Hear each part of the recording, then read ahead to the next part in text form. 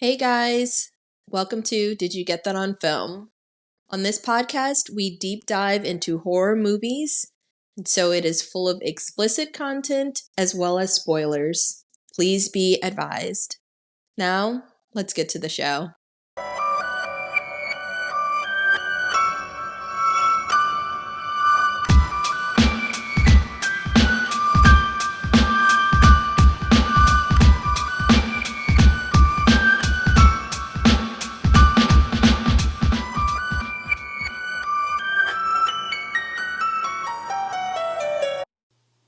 This is Did You Get That on Film? Where we discuss characters in terrible situations that we never find ourselves in. I'm your host, DP, and with me always is someone who would remember the antagonist of a movie if they watched it 20 goddamn times. My good friend and co-host. What's up, Ruth? How are you doing? Hello, everyone. Very good. 20 times is a lot of times to watch something and not know the villain. 20 goddamn times? Yeah. 20. And to be so proud and ignorant. I know, loud and wrong. So, with that being said, today we are talking about Oh, Lord. Scream. 1996. The 1996 original. Written by Kevin Williamson, directed by the Wes Craven.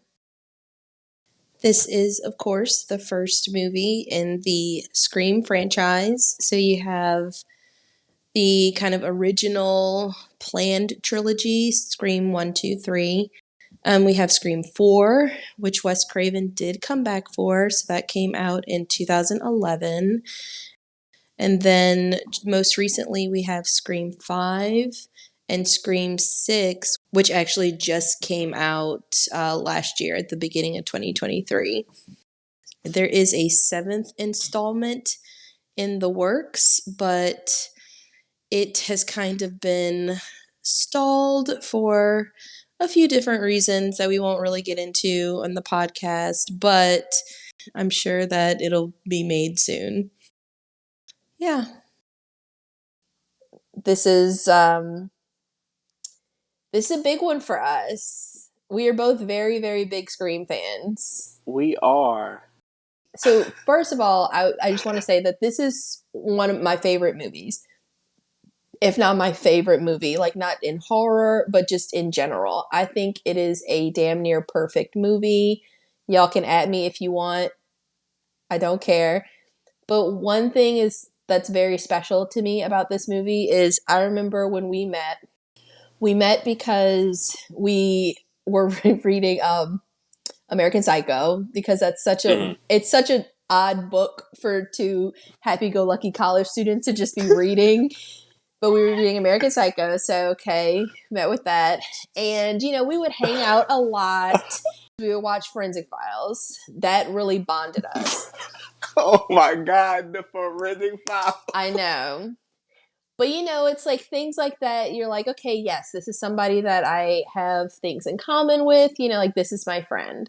But I remember, I don't even know what prompted it. I came to your dorm room one day. We talked from like the afternoon. The sun went down. We spent the entire time. I don't even think we watched the fucking movie, but we talked about Scream. Everything, every aspect of it, just different scenarios. Why do you think they did this? What was the character thinking in this situation?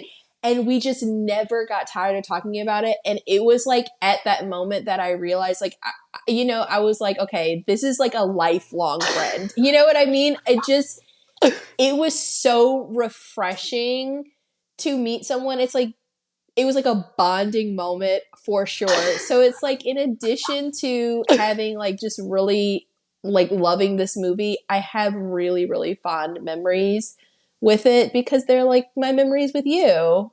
We love this movie. So I'm really, really excited to be doing it, especially here with my best friend. I didn't mean to get all emotional. I'm just saying. So I'm really excited to be doing it. I'm really excited too.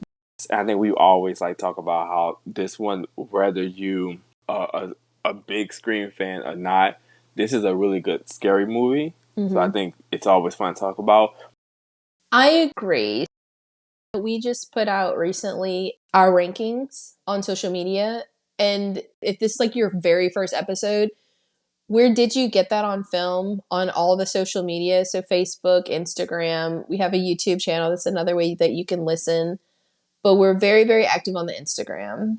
And we put out our ranking and we prompted other people to put out their rankings too, because our rankings differ in one major way. I think that this is like my number one Scream. Yours is number two, the sequel. That is like your number one Scream. Yes. My top two are one and two, and yours are two and one. I was very excited to see other people give us their rankings because they just differed wildly, Crazy. but not so much in the first two. Everybody had either one and two or two and one. And so I think that it's once we get past these two, the first two, where it's like that's where people you can start to really get into debates. I am really excited to get to those. Those I feel like There's choices that are made in those movies. there are. In front of the screen, behind the screen, in the script, in the performances, there's choices that are made. Right. And people's opinions differ wildly. And so I'm really excited to get to those. But you can't address those movies without talking about the one that started it all. So I guess I'll say first to just give you guys a clear understanding. This is a spoiler filled episode. So if you haven't seen this movie and you want to be surprised by the outcome, this is something you should listen to. Well, so it's different than we do typically, I guess, technically spoil the movie, right?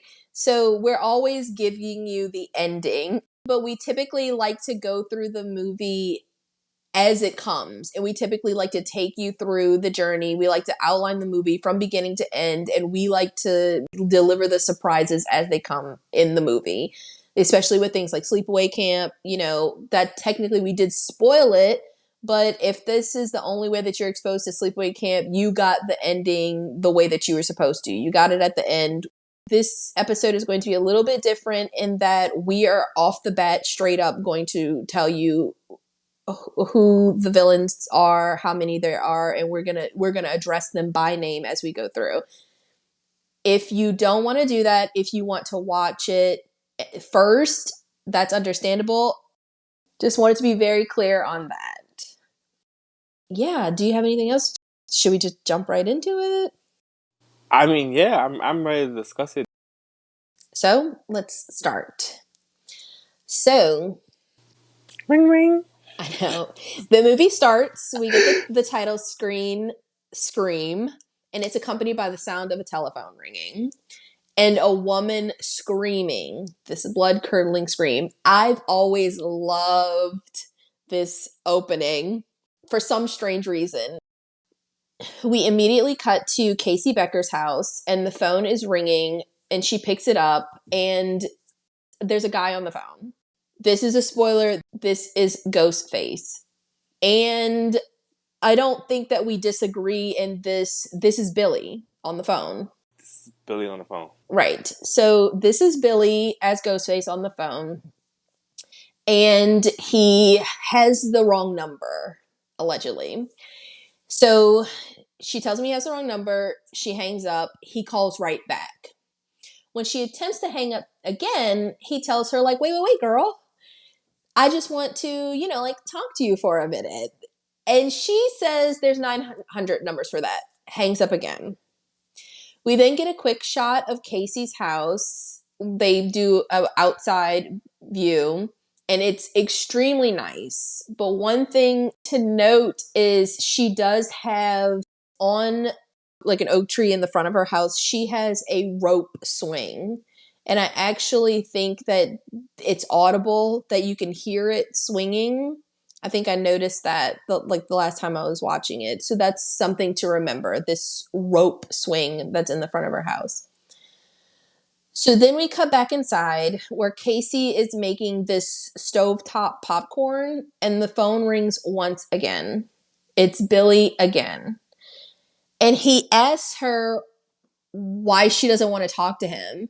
And she's getting a little annoyed, but she really gets kind of looped into the conversation because the guy can hear the popcorn that she's making. And so he starts talking to her about movies. He's being, kind of charming.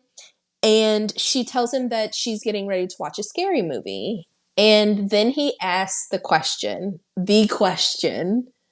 what's your favorite scary movie? So she says, Halloween, with the guy that stalks the babysitters. And so he asks her to guess what his favorite movie is. And she says, A Nightmare on Elm Street.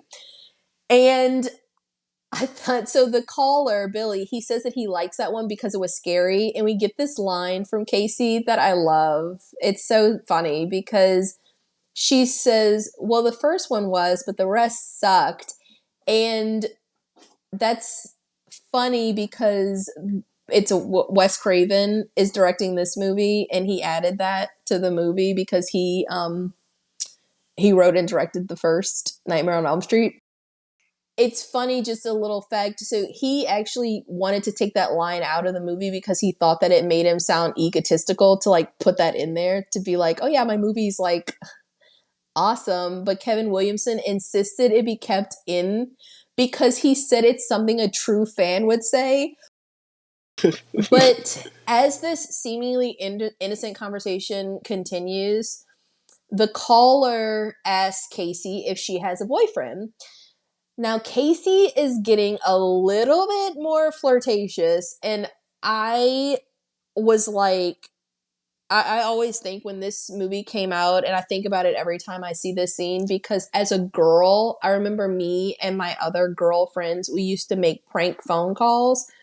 And sometimes if a guy answered the phone and he sounded cute, you would talk and you would flirt, never with the intention of ever actually meeting this person or ever speaking to them again, but it's fun in the moment, right? Well, they weren't outside your house.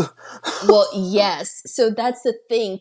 Casey is approaching this situation in that flirtatious way that she'll never speak to this person, see this person ever again.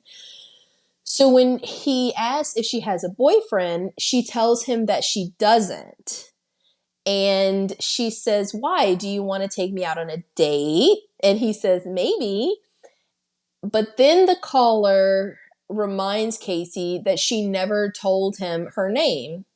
And she playfully asks, why do you want to know my name? To which Billy responds, because I want to know who I'm looking at. And it is an instant chill up the spine, blood run cold moment to us as the audience and to Casey, because Casey is immediately taken aback and she's like, what did you say? And you can hear a dog barking outside, which is making her nervous too, because there's some movement outside, right? So he says, I want to know who I'm talking to. So convincing. And she's like, that's not what the fuck you said. And then he replies, well, what do you think I said? And I was like, I know that in this moment, just from the look on her face, she is probably sick at the idea of even repeating the phrase to confront him. Like, she doesn't, because she's not trying to argue with him and be like, you said because I want to know who I'm looking at, because that would make it too real. You can tell by the look on her face that she is very, very scared in this moment. So she turns on the lights on her backyard, but she doesn't see anything right now. There's nothing out there. Now, it's worth noting in this moment that Casey's house is really big and it has a ton of glass. She has one side of her house that's almost like entirely like a glass walkway type thing. Tons of windows. Her back door area, it itself is almost the entire wall of like patio doors, totally made of glass. So she's very vulnerable in the sense that anybody can see in. And additionally, if somebody were to break in, these are not real doors, they're just glass. So at this point, she's like, I gotta go. And she's hanging up. And as she's hanging up, we can hear Billy saying pretty aggressively, don't hang up on me. But she does anyway. Of course, the caller calls right back. She picks up and he says he just want to talk. And she says, just dial someone else. And she hangs up again. And at this point, she seems a little like stressed out, but she's not in a panic just yet. So she's walking over to the stove and she's going to take her popcorn off. But just then, the phone rings again. At this point, she has had enough. She's like very over it. And she answers the phone and she says, listen, asshole. And Billy comes back. No, you listen, you little bitch. Hang on me again, I cut you like a fish. You Understand? And then he like immediately calms down. He's like, yeah, exactly. And wait, and so she asks if this is a joke, and he says more like a game. And then he asks her in my opinion, the creepiest question thus far. He says, "Can you handle that, Blondie?" So at this point, Casey knows that this is not a game. That shit is fucked up, right? Because Casey is blonde. How could this stranger know that unless he can see her? So he must be, in fact, watching her. So this prompts her to run and lock all of her doors because up until this point, they've been fucking unlocked. Because Casey lives in like a cornfield ass, rural ass area in the 90s. So I'm sure that she and a lot of the people in this area just kind of don't lock their doors. So she runs, she locks them all. But at the end of the day, they are glass, right? So it's kind of she's not in a great situation. So Casey threatens to call the police, and the caller says they'd never make it in time. We're out in the middle of nowhere. And Casey knows this is true. You can tell that she is feeling really panicked at this point. And she asks the caller what he wants, to which he replies, to see what your insides look like. Dante, this is very scary, and it's one of those things where like up until this point, nothing has really happened to Casey, right? Like we haven't. Yeah, it's just a voice on a phone, which had been done before. We get this very similar situation in like When a Stranger Calls or like Black Christmas is a good example. This was very, very scarily written dialogue, but additionally, the voice work for Ghostface is really good and it's very creepy. I just thought they did such a good job with the phone calls in this movie, but this opening one I thought was very, very good. So Casey is now distraught and she hangs up the phone and the doorbell starts to ring. And she is almost to the point of freaked hysteria. out. It's very scary. I'm surprised she didn't pee. I'm surprised she didn't shit. I would have passed away right there. I don't know what I would have done. And I know that it's not a smart. I would have ran upstairs. I don't know. That's my thing, Dante. I was about to say the same thing. I know that that's not the smartest thing to do in this situation, but I'm like, I would at least try to buy myself some time. She has a really, really big fucking house, and I'm sure there's a lot of rooms up there. I would try to hide. She's totally exposed down here with all this glass. So when she goes to dial the police, she gets another call. She tells the caller that he better leave or else her boyfriend is going to beat him up. I thought you said you ain't have a boyfriend. I lied. Lied. He's big and he plays football and he'll beat the shit out of you. And you know at this point, really, it's jokes. I know. Because he knows where Steve is, so he's looking just like, oh yeah, I'm shaking in my boots. Exactly. That's exactly what he says. Like, I'm shaking in my boots. Like, he's so unfazed by this. She's getting on his nerves, it feels like. It does He's feel like that. his name would be Steve. would it? And she's like, how do you know his name? Wouldn't you be like, okay, whoever this on the phone, this is somebody who know me. Exactly. I know this person. And I was thinking, like, well, maybe like they didn't have the idea of like, oh, it's a voice changer. I think that at the time they wouldn't have known. I think the voice changer thing changed the game. It did. That's the thing. Had them shook. It had me shook. It wasn't even like a thing, but I was like, oh my God, that's so scary. So the caller isn't phased, and they tell Casey to turn on the patio lights and look outside, and he makes sure to add again because he watched her turn it on before.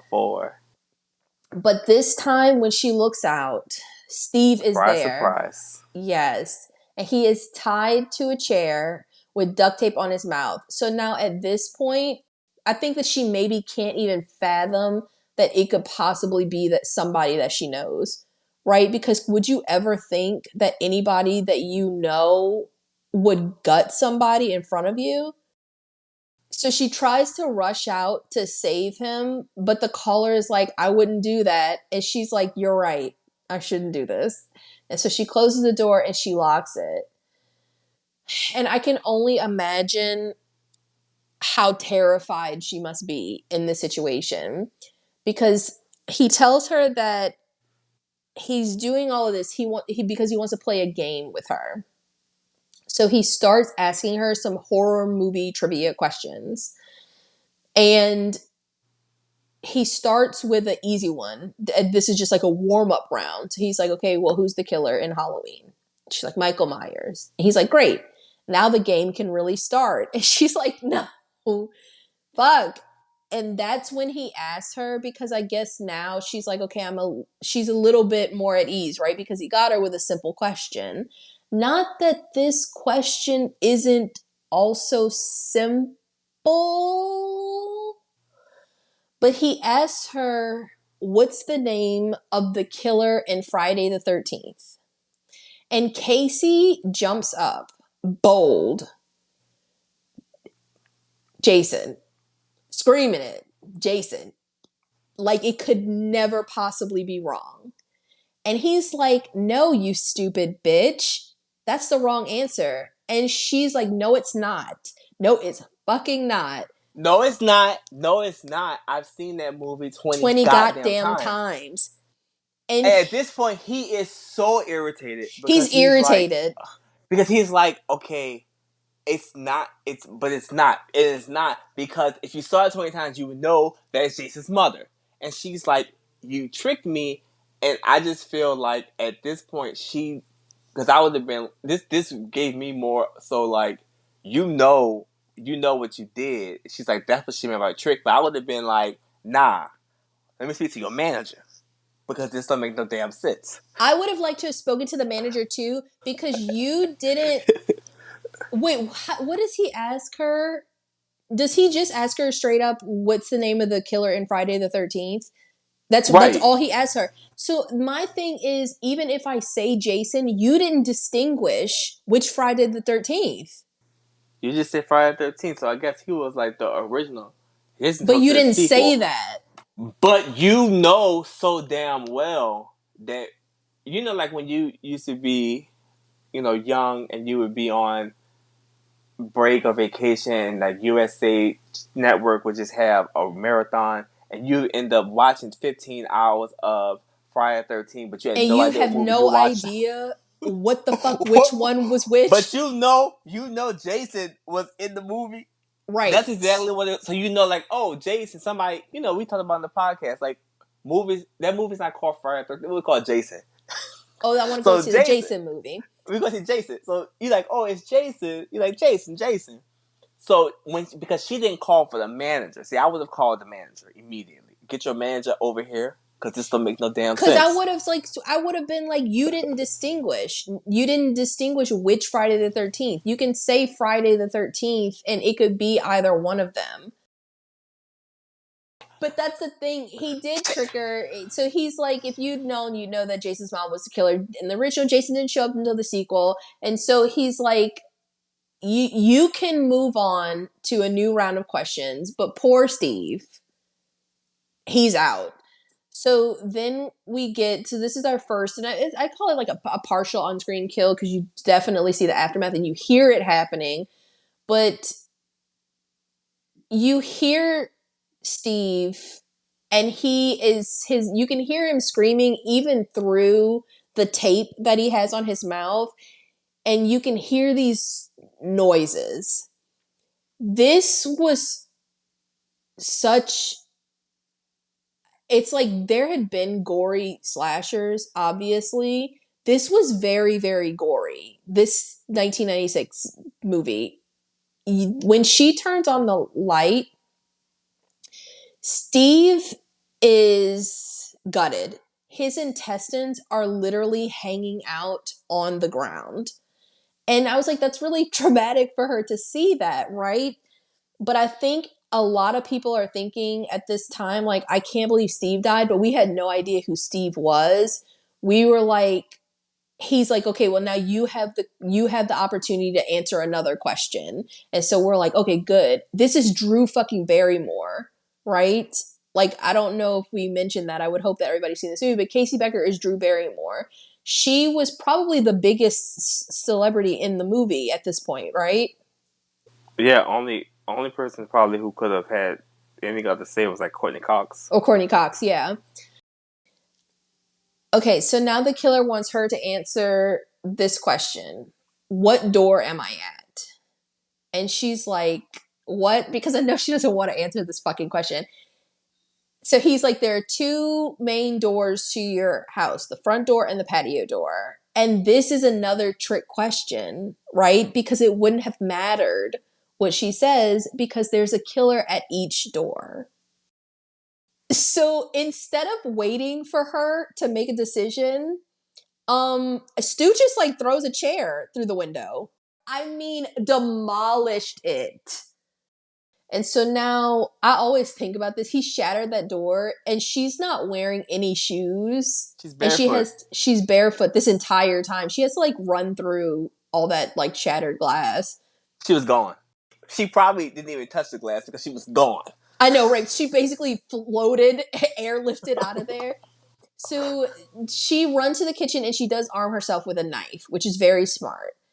This was scary. This is the scariest part to me. This is very scary. It's so scary, Dante. This is It's so when scary to me. we, the audience, and Casey, we get our first look at Ghostface.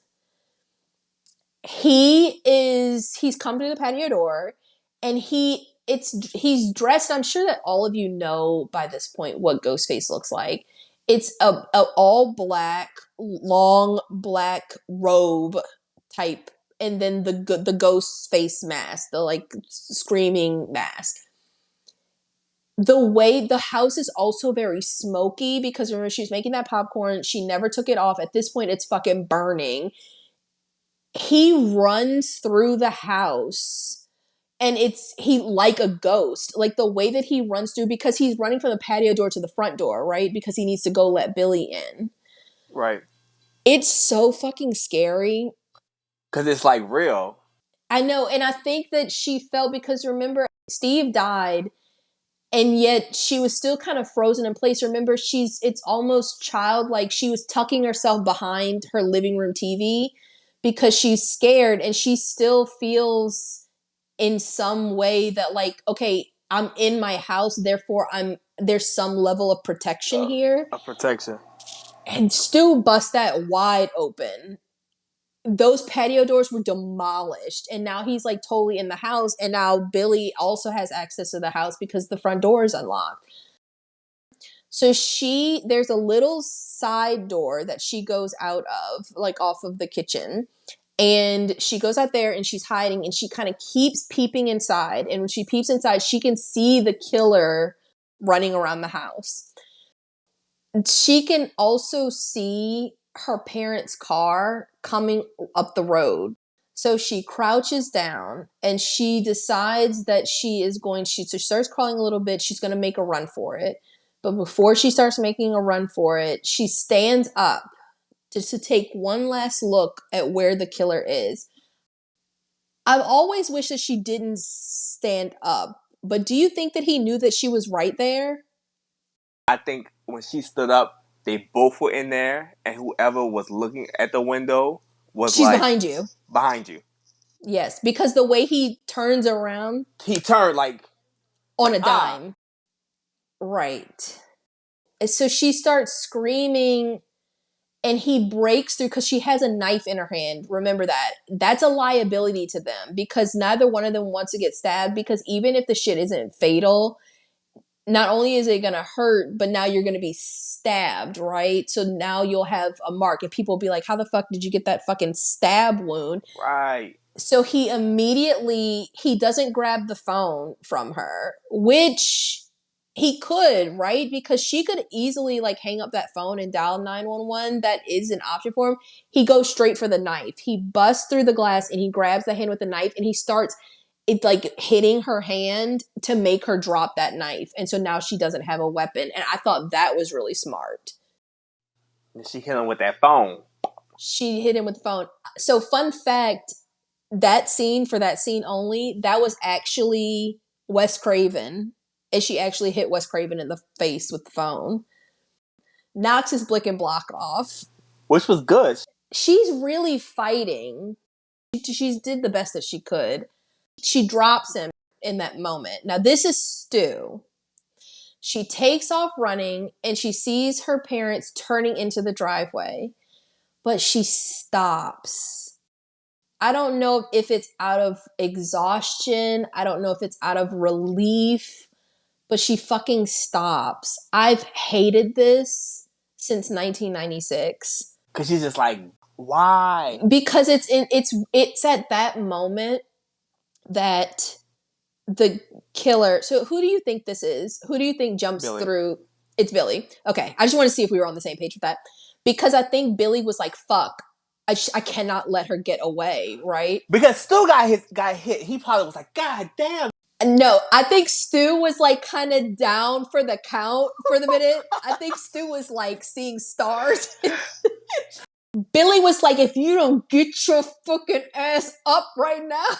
I gotta do every goddamn thing in this motherfucker. Exactly. So I think in this moment, Billy was kind of like a little desperate, because he's like, fuck, she's getting away. Stu's fucking up.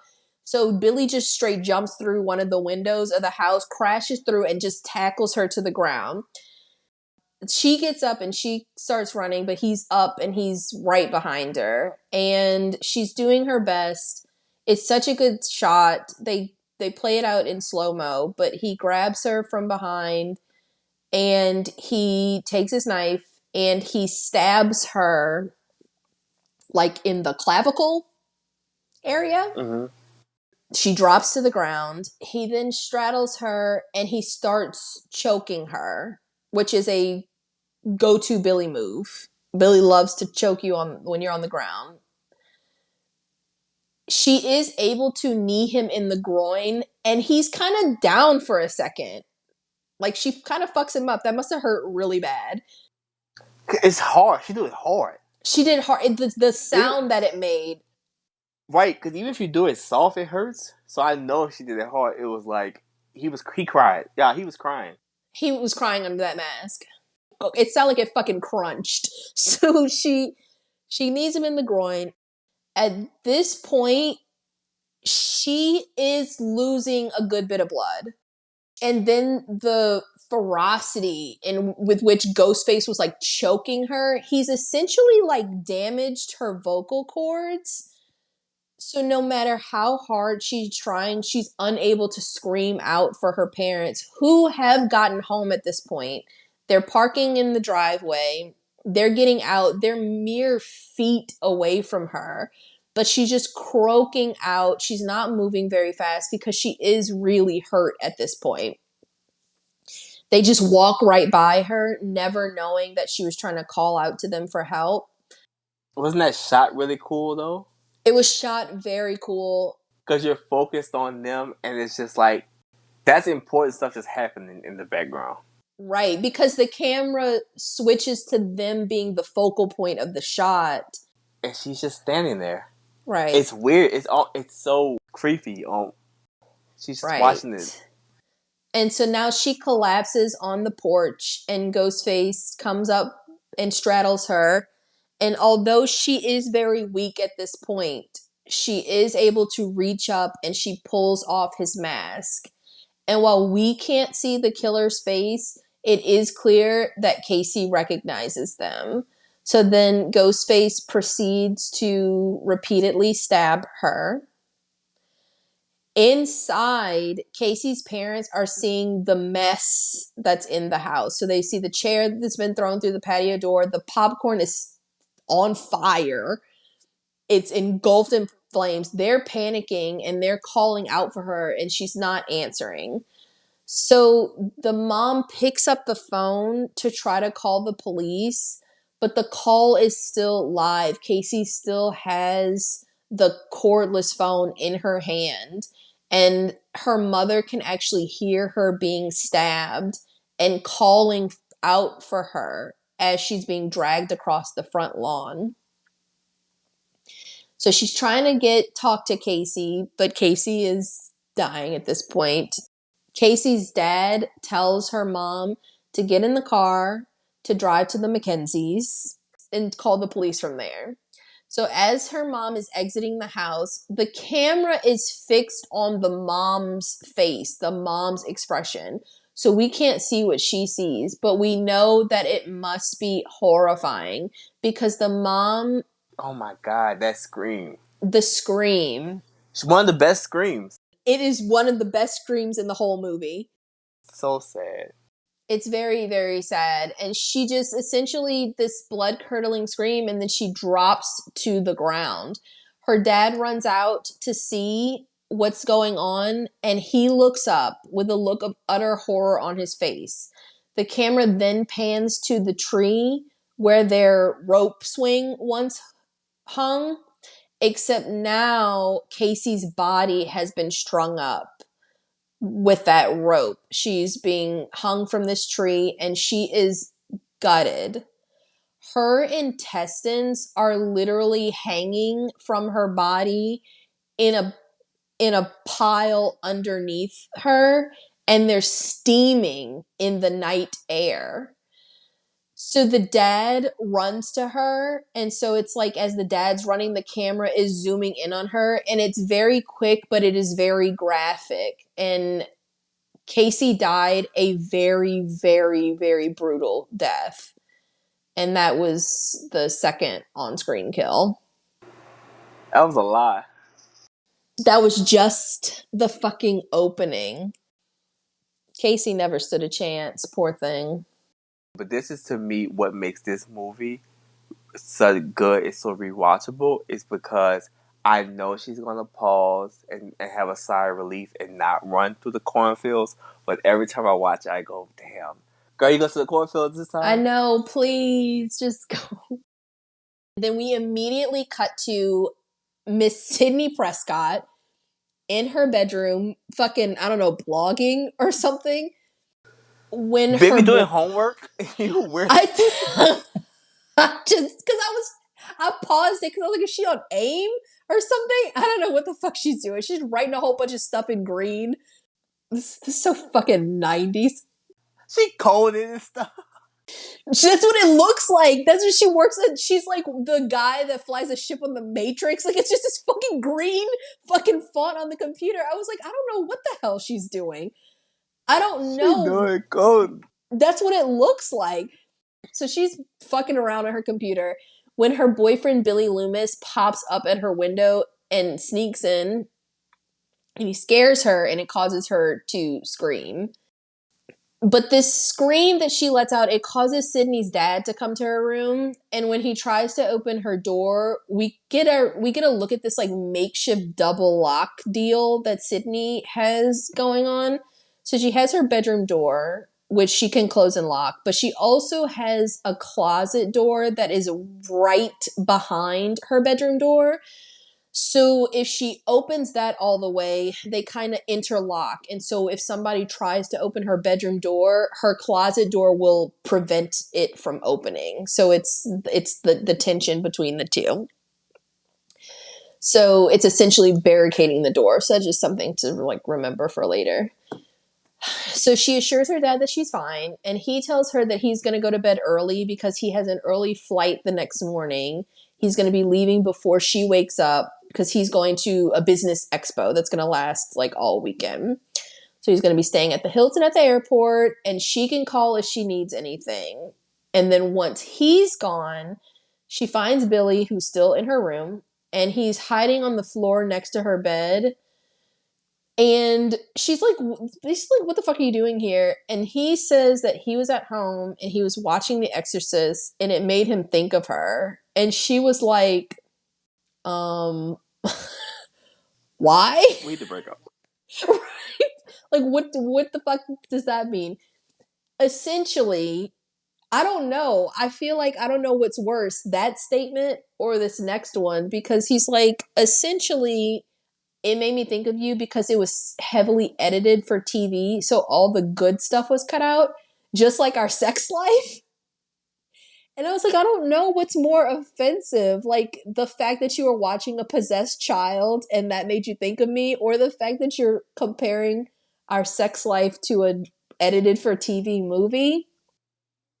Or the fact that you weren't watching a movie, that you just went and brutally killed two people. Wait, Dante, that is kind of like even more insulting, right? You made up a bold-faced lie to insult our sex life because you weren't watching The Exorcist. Okay, so like other horror content creators who say this scene is just him and Stu both coming to the house to kidnap her dad. I think that is what's happening. This has to be when they take the dad. Yeah, because he has that same uniform, well, hell, uniform, that same uniform on when we see him again. Yeah, so he has the exact same clothes on because remember, he's like, I'm going to bed. He doesn't even have time to put his pajamas on. They take him immediately. So basically, he's telling her their sex life. They started dating 2 years ago. They started at like an R rating, and it was heading straight for an NC-17.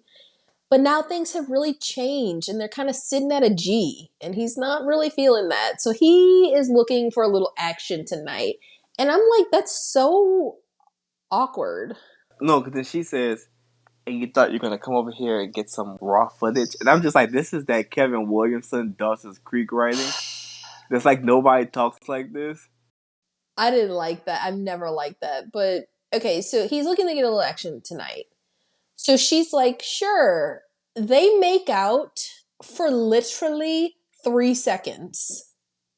Because 3 the minute he seconds. just touches her, she's like, no. And he's like, okay, so what you was talking about that? You said we about to get at it. Good thing I had to come over here to kill your daddy. But not only did she shut it down, she's like, you gotta go. We can't watch a movie. Casey about to have a whole movie marathon at 10 o'clock at night. Billy can't even touch a titty. Nope. So then we cut to the next morning, and we're at Woodsboro High. And Sydney is arriving to school, and it's swarming with police and news reporters, including Miss Top Story herself, looking like $1 million bucks in that lime green, like mini skirt 2-piece suit. Miss Gail Weathers. All the reporters and the police are there because of the murders the night before, of which Sydney is clueless about. But this is also where we meet Sydney's best friend, Woodsboro High's it girl, Tatum Riley. Can you believe this shit? Tatum, what's going on? You don't know? Casey, Becker, and Steve Urkel were killed last night. And not regular killed, splatter movie killed. Tatum's a no-nonsense gal. I love her. But yeah, so she's giving Sydney the scoop, which I'm like, Tatum's mom probably watches the news. The news was probably on, and also, Dewey is her brother, so he probably was like, Oh yeah, girl, you're right. you know this girl named Casey Becker? Yeah, what? He's like, yeah, she's like dead. I mean, She's so dead. So she informs Sydney that the police are interrogating everybody in the school today.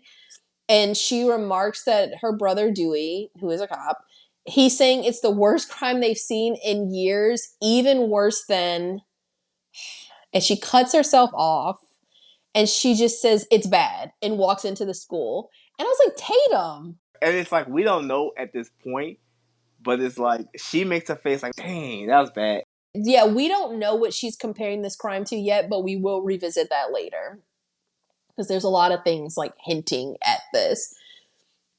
So as Sydney is sitting in English class, she's just staring at the very empty seat next to her where Casey would be. And then she gets called to the principal's office for her interrogation with the police. Before she walks into the principal's office, Principal Hembry, he reminds the officers, so this includes Deputy Dewey Riley, Tatum's brother, and then Sheriff Burke, that Sydney Prescott, and he's like, oh, she's the daughter of, and he just like kind of cuts off before he finishes that thought. So we're getting a little bit more context. So they start the interrogation, and we just kind of see them initially start talking to her, and then we cut to lunchtime. And the kids are sitting, it's Sydney's friend group. They're discussing their police interrogations. So the friend group includes Billy and Sydney, Tatum and Stu Macher, who is Tatum's boyfriend, and then Randy Meeks, who is their like zany fifth wheel friend.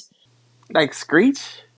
He's a little less awkward than Screech. He's a little less awkward and a little more crazy. Okay, so Tatum and Sydney are best friends. Yes. And then Billy started dating Sydney, so they're hanging around. Stu and Randy are friends, and that's why Randy's there, right? I think Stu and Randy are friends. I think Stu and Billy are best friends, and I think that Stu and Randy are just friends. Because Randy at the end is gonna like sleep at Stu's house, and he feels like comfortable enough to do that. So I was like, they must be friends, right? Yeah, and throughout the movie, they have rapport. They actually Mm-hmm. talk. Because he's like, yo, you coming to my party or not? And he's like, yeah, man, I'm off. Yeah. And that you're right about the best friend. Because I used to always think, well, are Billy and Stu friends? Or is they were just like friends because their girls was friends? And I was like, no, because even Randy calls him a little lapdog. So I'm like, oh, they was like buddy buddy. Right. So I like this moment because it's such a subtle little thing. But if you look at their shoes, Billy and Stu are wearing the same black boots. Did you notice that? No, but now I'm excited to notice it. Yeah, so when they're sitting there, it's a panned out shot, so you can kind of see everybody. It's like a Renaissance painting. Randy is wearing those disgusting green fucking Gusty, shoes. why is he? This dude clothes is stupid. He doesn't have style. No, So you probably didn't notice Stu and Billy because Randy's doing a lot in his little corner. Tatum looks great, and she has on her like, all white boots. But Billy and Stu, their feet are kind of like on the ground. They're both wearing like these black kind of like combat boots. They're Boots. the same boots. Mm-hmm. That's crazy. I never noticed that. Yeah, I like that shot. So the guys are saying that they were asked if they like to hunt.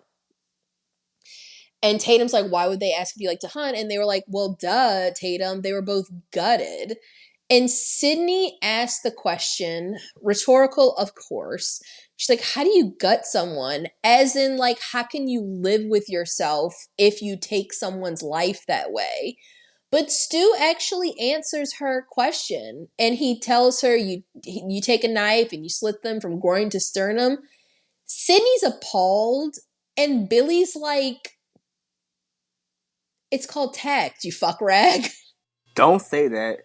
Because shut the fuck up. What the hell is wrong with you? One, you give yourself away. Right. Two, Stu in this scene is just like, I can't wait to tell people I did this. I I am giddy. know. He is.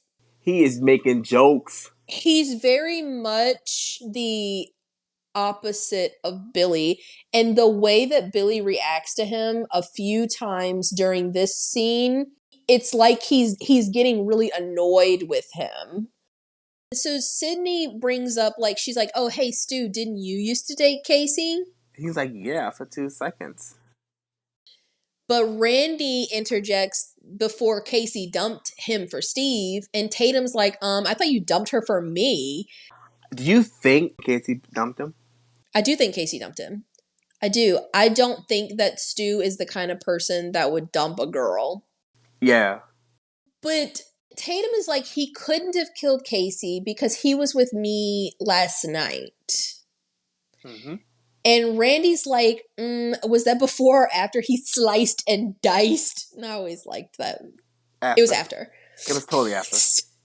So Stu, in all seriousness, said, I didn't kill anybody. To which Billy replies, and I always thought this, even before I really like watched things about the movie, read things about the movie, before I like really thought about it, I always thought that this line proved that Billy was actually the one that dealt the final blow to Casey after Stu got knocked out, because he says, nobody said you did, with the emphasis on you. And I was like, do you think that he said that because he is the one that killed her? I think he said it because he's like, who the hell is blaming you for this? Why are you bringing this up? That too. Because he's like, you're talking about it too much. Shut up, man. We are going to get caught. Right. Because Randy is figuring this stuff out kind of too quick. Randy was spot on at every fucking turn. So then we cut to Sydney, and she's getting off the school bus and she's at home. And we can hear her on the phone with Tatum, and they're making plans because tonight, I guess while her dad is gone, Sydney is just going to stay at Tatum's house because she lives in a really big fucking open ass fucking house. And I wouldn't want to stay here alone either, right? Right. So Tatum is trying to ask if she's okay, and Sydney just says that with all the cops and the reporters about, it's like deja vu all over again. But Tatum promises she will be there by 7 p.m. to pick her up. As Sydney is gathering her things to go to Tatum's house, she stops at her hall closet and she opens it and she grabs a bag to store all of her stuff in. And then she goes to the living room to watch TV. Do you think Stu was in that closet already? I don't know. So let me get to it. So she goes to watch TV. Of course, it's all news about Casey and Steve until she gets to Top Story with Gail Weathers.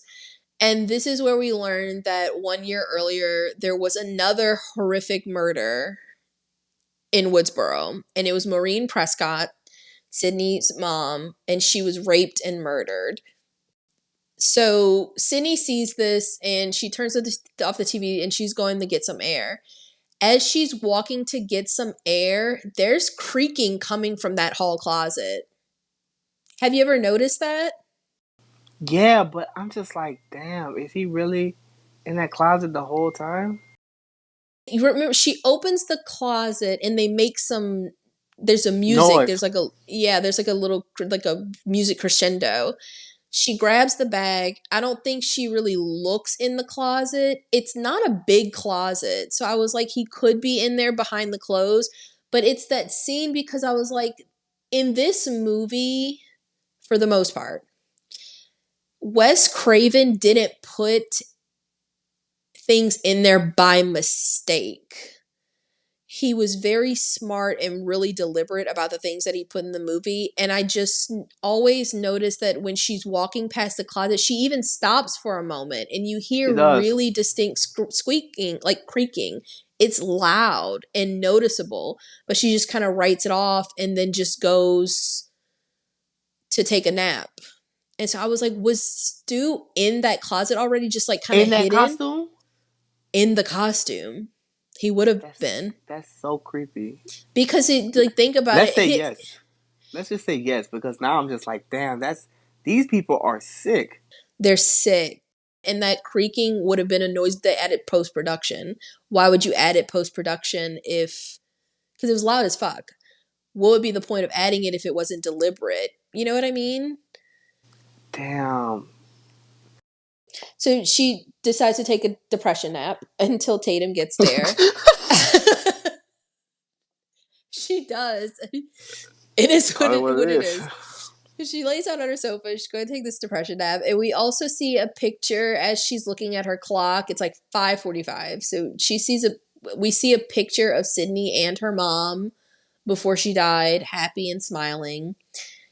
So then we cut to that night, and Sydney is awoken. It's now dark in her house. It's like 7:15 at this point, and Tatum is telling her that practice ran late, but she is going to be there soon.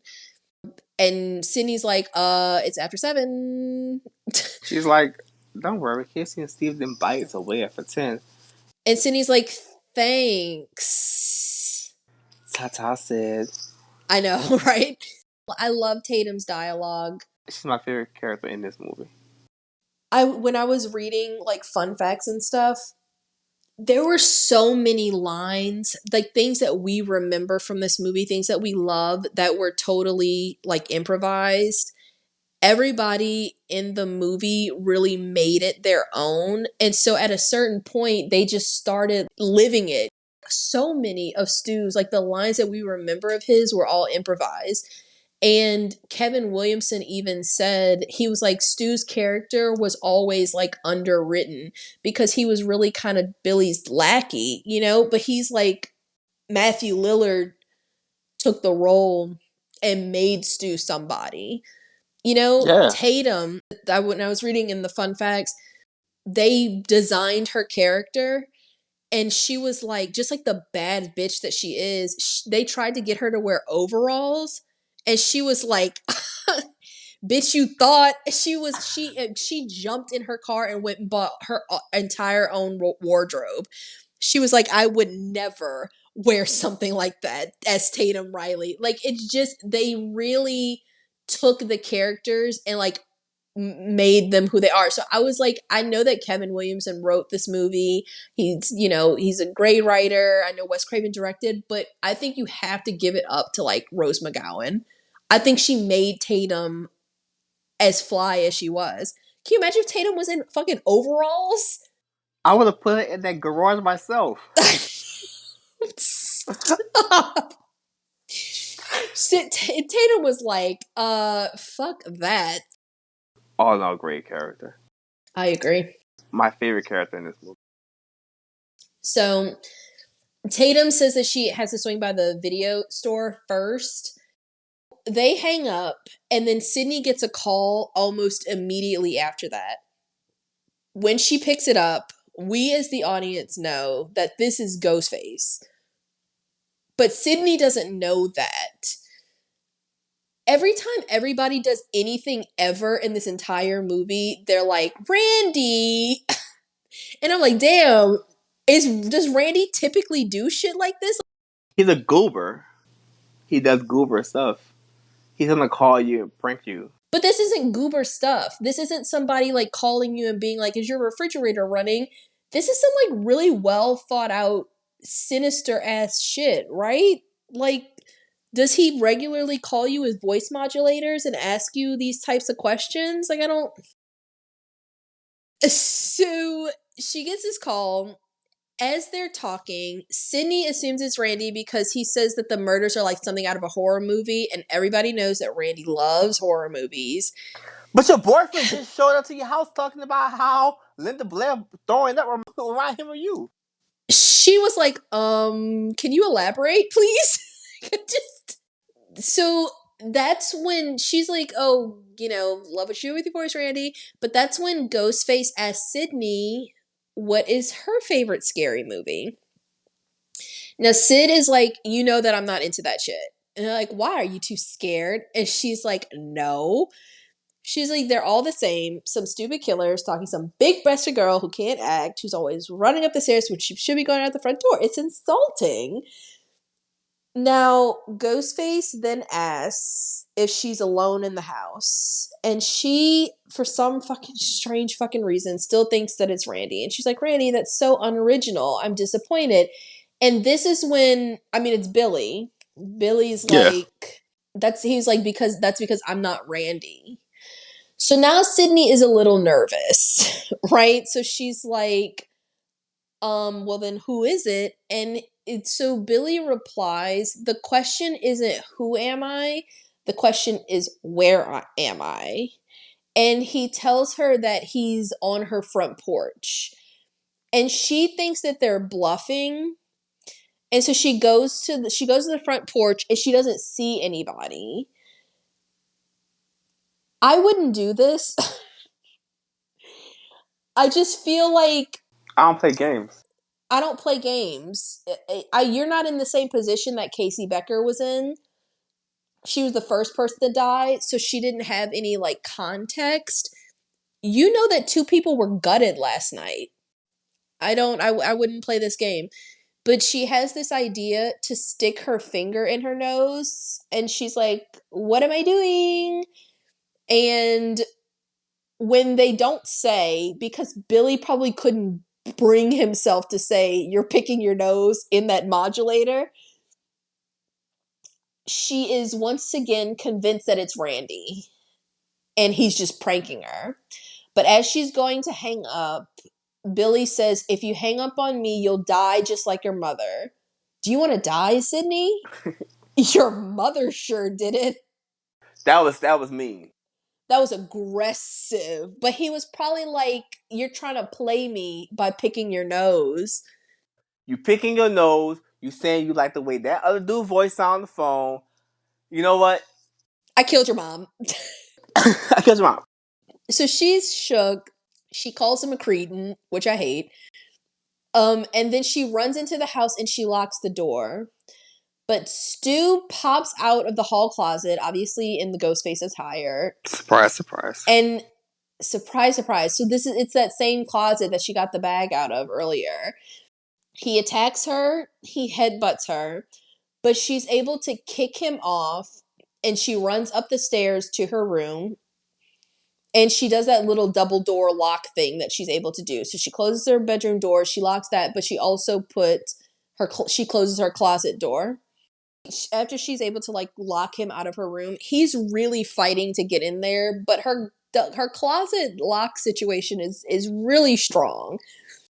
She can't use her phone to dial 911. So she ends up connecting to 911 through her computer.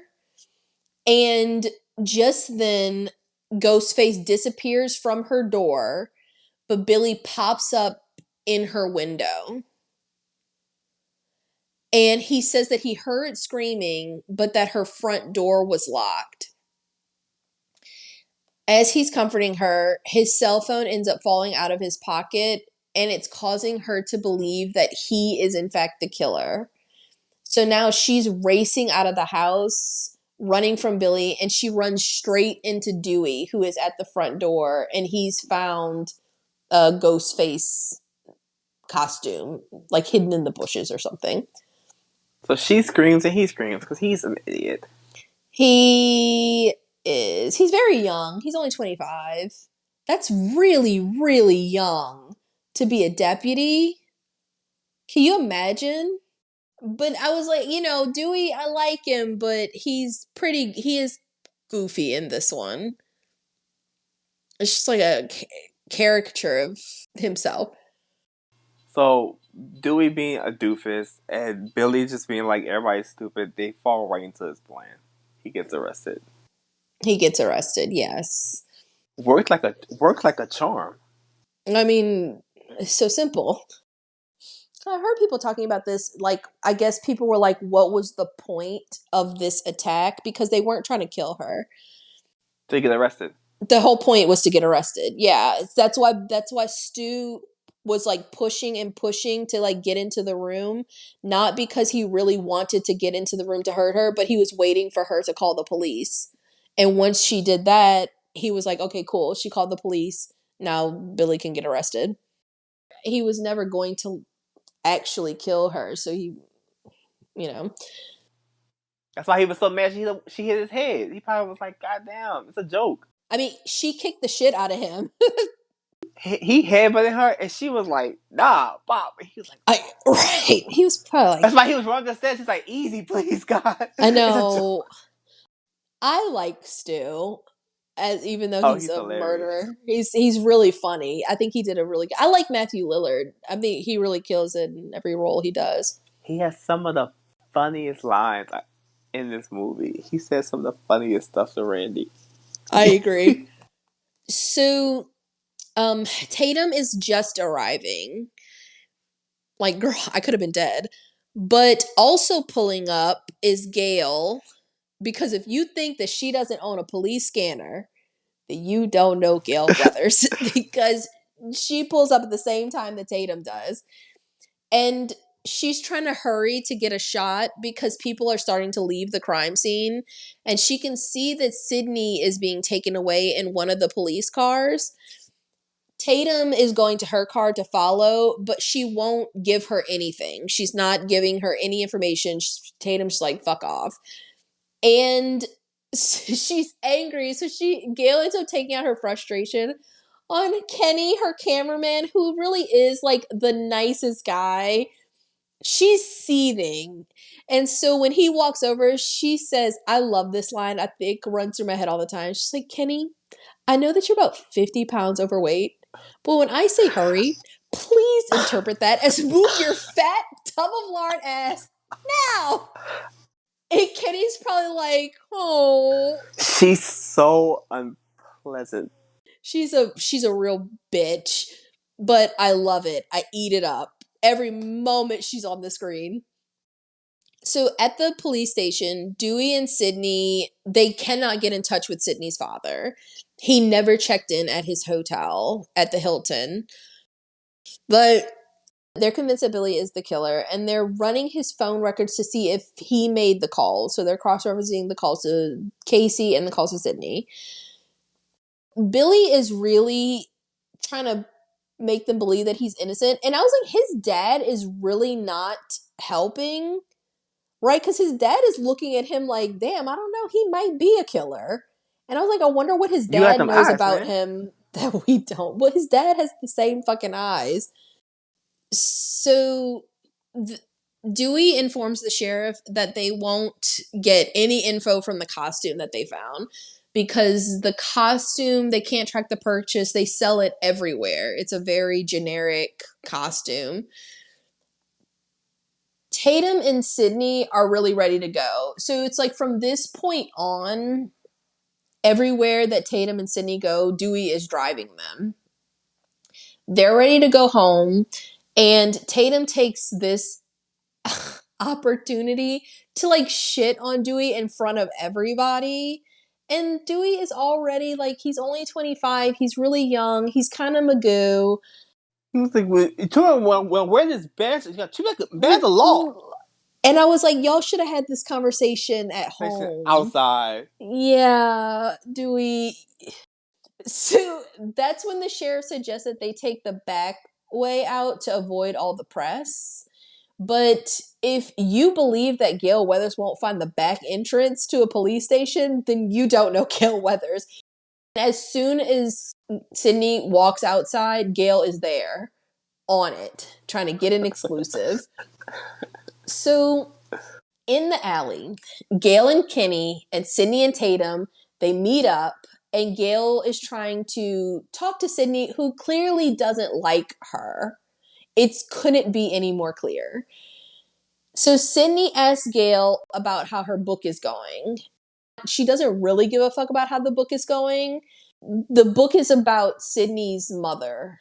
Sydney does not agree, and we'll learn a little bit more about this later, but Sydney doesn't agree with everything that Gail is putting in this book. She really doesn't like Gail at all. It goes beyond just not liking the press. She specifically doesn't like Gail. So she says that the book's coming along. Sydney says she'll look for it, very sarcastically. But Gail, who can't read the fucking room, replies with, "I'll send you a copy." Sydney, closed fist, rocks Gail's shit. She punches the fuck out of Gail. And the next day, Gail has, like a fist-sized bruise on the side of her face.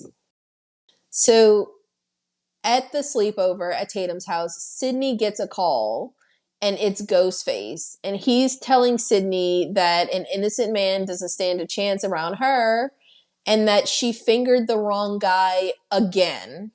He talks too much. This is why this is Stu's only phone call. Because he talked too much. It's like you fingered the wrong guy again. Why are you bringing that up? Right, because now, why would you bring that up right now if they start making a connection between these murders and those murders? People do. This is how it all falls apart. Immediately. Gail is like, these things are connected. Immediately. We get more information on this because we learn from a news report that they're seeing the next morning that the man responsible for Sydney's mother's murder, Cotton Reary, he was put on death row essentially on the strength of Sydney's testimony.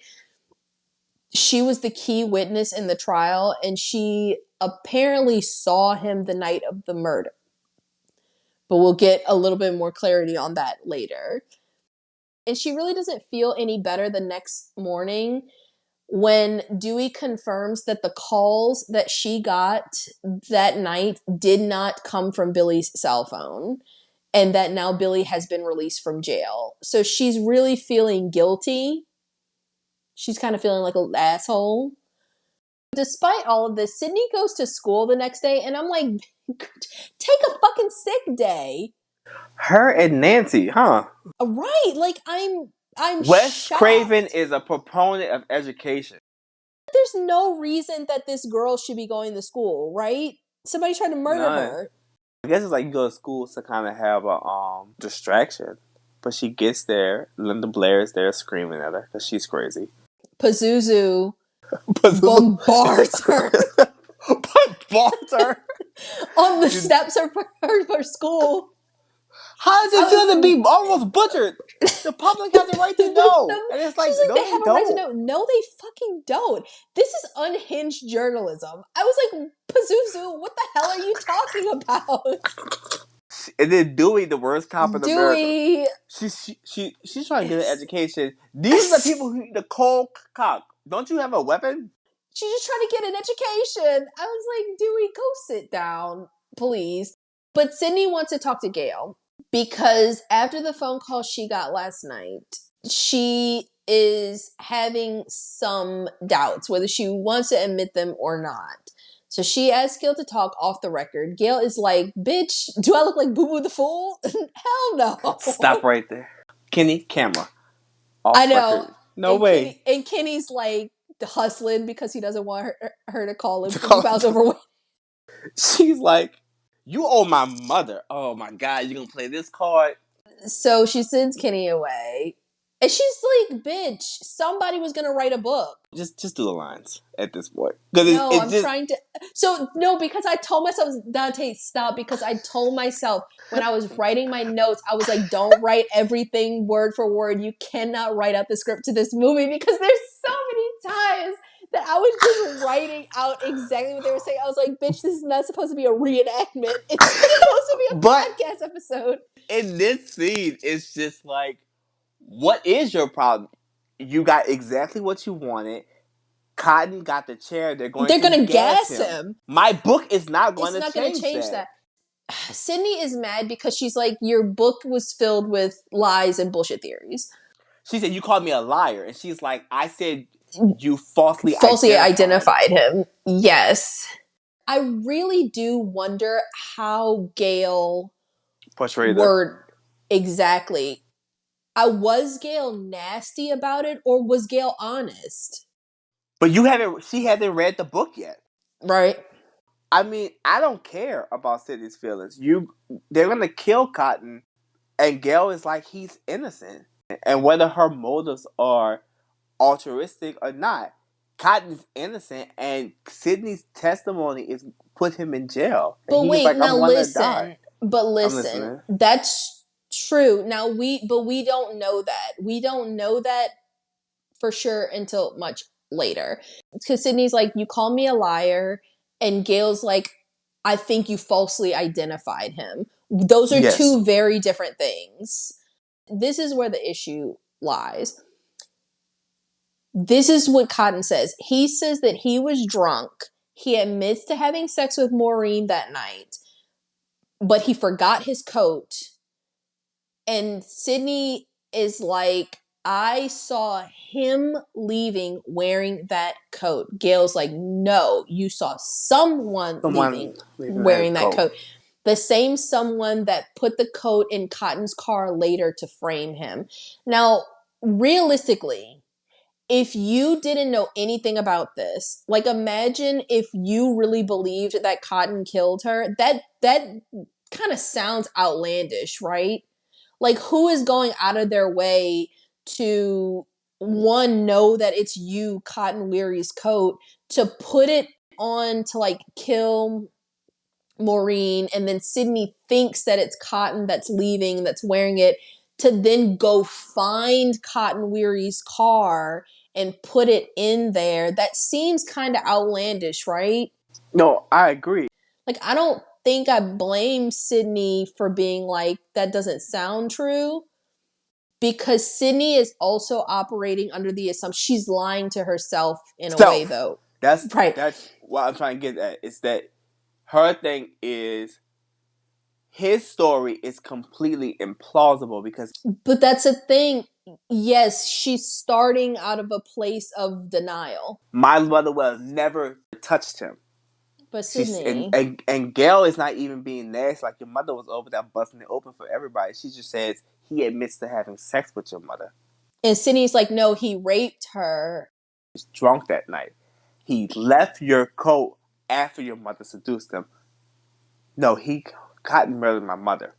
And immediately Gail is like, you're not so sure anymore. Those killings are related. Pow. All because Stu ran his mouth. And she went to talk to Gail. Yes. And she went to talk to Gail. And that sets up the whole thing. Because Gail wouldn't have even been at that party that night if she wouldn't have been looking for that evidence. It's multifaceted because, yes, she's trying to win an Emmy. She's trying to sell books. But at the same time, Cotton is on death row. Death row. We're going to get to it soon. But I was like, I really respect Tatum because Tatum brings it to Sydney. Tatum is like, look, Sid, I think it's time that you kind of start being more honest with yourself, right? Like, I don't think that your mother was this like saint that you're making her out to be. She, and Sydney's like, oh, it's Gail in the rumors. And Tatum's like, Sydney, it's way before Gail. There's other men. She's like, I'm not trying to be rude, but she's like, Sydney, a lot of Sydney's perspective is tainted because she just like refuses to believe that her mom was having a affairs with us. Yeah, but she was. So well, we skipped a big I know part. we're skipping a lot. So let's get back to it. It's an important scene. The conversation that Sydney has with Gail is important for so many reasons. It sets a lot of things in motion. So shame on you, Stu, but great for you, Gail Weathers. Gosh, So she's so goddamn good. she's so good. So in school, Sydney is having a bad day, obviously. Some kids got ghost face costumes and they're running through the halls yelling, and it's like really upsetting Sydney, which like I can't blame Sydney for being upset. That's so fucking tasteless. When she finally runs into Billy, she apologizes. But Billy is upset. Dante, not so much because he had to spend the night in jail, but he's like, look, bitch. He's like, since your mom died, I haven't been able to fuck you. And I'm over it. He's done. And we can do this the easy way, or we do it the hard way. I like you, and I want you. Chris Hampson. I call you Chris Handsome. So it might sound callous, but that really is the gist of what he's saying, right? Like he's like, we were on our way to having sex, but then your mom, I think he says like your mom left or something. He says, I mean, it was a year. I mean, she's not coming back. My mom left too, which was a good drop. That was a good drop. Yeah. And so he's like, I think that it's time for you to get over it. So, I mean, it's the audacity is. The audacity to say that she needs to go with her mother's death, to compare your mother leaving town to my mother being, like, dead. The idea that I should just, be having sex with you because you want to, like, come on, Exactly. dude. You sound When my absolutely mom crazy. was murdered, but it's not just that her mom was murdered. I was in the house. Like, what the fuck is your problem? Your mom is in Boca getting lipo. My mom is fucking And murdered. a white pantsuit. Like, I mean, killing them. Literally. But my mom is dead. It's like Billy, of all people, knows how traumatic that night was. Like, you know what you did to her mom. And then you're like, I mean, you should get over it. Yeah, my mom's wearing pantsuits, but I don't get to see her a lot. So, and look at me. I'm ready to fuck. Why aren't you? I mean, we can do it right now. What's good? Well, she doesn't want to do it right now. She runs away to the bathroom. In the bathroom, though, it's like Sydney cannot catch a break because she overhears some girls talking, just fucking assholes. And they're saying that Sydney wasn't really attacked. She was probably just lying for attention. And they're saying maybe she killed Casey and Steve because she had the hots for Steve. And then this bitch is like, maybe she's a slut, just like her mother. And I was like, wow, what a total fucking scumbag. And then also ill because like, did you ever see these girls wash their hands? Did you hear the water? Well, they didn't. I would just like to note that this girl sticks her finger in her mouth Which after is nasty. using. It's nasty. She didn't wash her hands. She sticks her finger in her mouth. I would just like everybody to know that. After the two girls leave without washing their hands, Sydney is left alone in the bathroom, and she's pretty fucking upset at this point. She realistically should just go home, but as she's standing there, when I was younger, I always thought this scene was very creepy because she starts to hear someone whispering her name in the bathroom. And she's like, hello, nobody's saying anything. She gets down to look under the stalls. She doesn't see anything. They whisper her name again. She doesn't see anybody in the bathroom, but then slowly she sees somebody drop down. I guess they were standing on the toilet, and we can just see their feet, their black boots hit the ground, and then you see slowly the ghost face robe lowered down over their clothes, and then they jump out of the stall and they rush Sydney, and she is able to run out, but she's really spooked by this. When I was younger, I thought this scene was very, very scary. I thought it was set up really well. but it's also fake, right? Yeah. It's a prank. Oh, heck yeah. It's really just somebody like messing with her. Right, but sometimes I'm not entirely sure why they put certain things in the movie. This is one of those things because I'm like, how long were they standing on that toilet? At the end of the day, this is a great movie, but it also is still a 90s horror movie. Y'all, this one broke the mold, but it still had to play the rules by that silly 90s movie stuff. Yeah, because some other little things that come up later that I'm like, okay. So in the principal's office, so Principal Henry ends up expelling the two kids that had been running around in the ghost face mask. So there is some justice there. So he also announces that classes have been suspended indefinitely and that the police have issued a citywide 9 p.m. curfew. But despite all of these things that have been happening, Stu is going to throw a party at his house that night. And he wants Tatum and Sydney to come, and Tatum really pushes Sydney to go because Sydney does not want to go to this party. So Tatum's like, please for me type thing. So Gail is hearing these announcements and she starts flirting with Dewey extra fucking hard because she's trying to pump him for information. And Dewey is like eating it up and telling her all kinds of shit. Because he ain't never got that kind of attention. But I was like, Dewey, shut your fucking mouth. He's telling her like they can't find Neil Prescott and that like they haven't ruled him out as a suspect. She's a reporter. Dewey's such a simpleton sometimes. Sometimes. So He's a dummy in this movie. he's sweet. He's well-meaning. And he's brave. And that counts for a lot. Dewey's always been brave. He's a cop. He So needs to be. not every cop is brave. So now the whole school is dispersing, but Principal Hembry is still in his office, and someone keeps knocking on his door. When he opens the door, there's nobody there.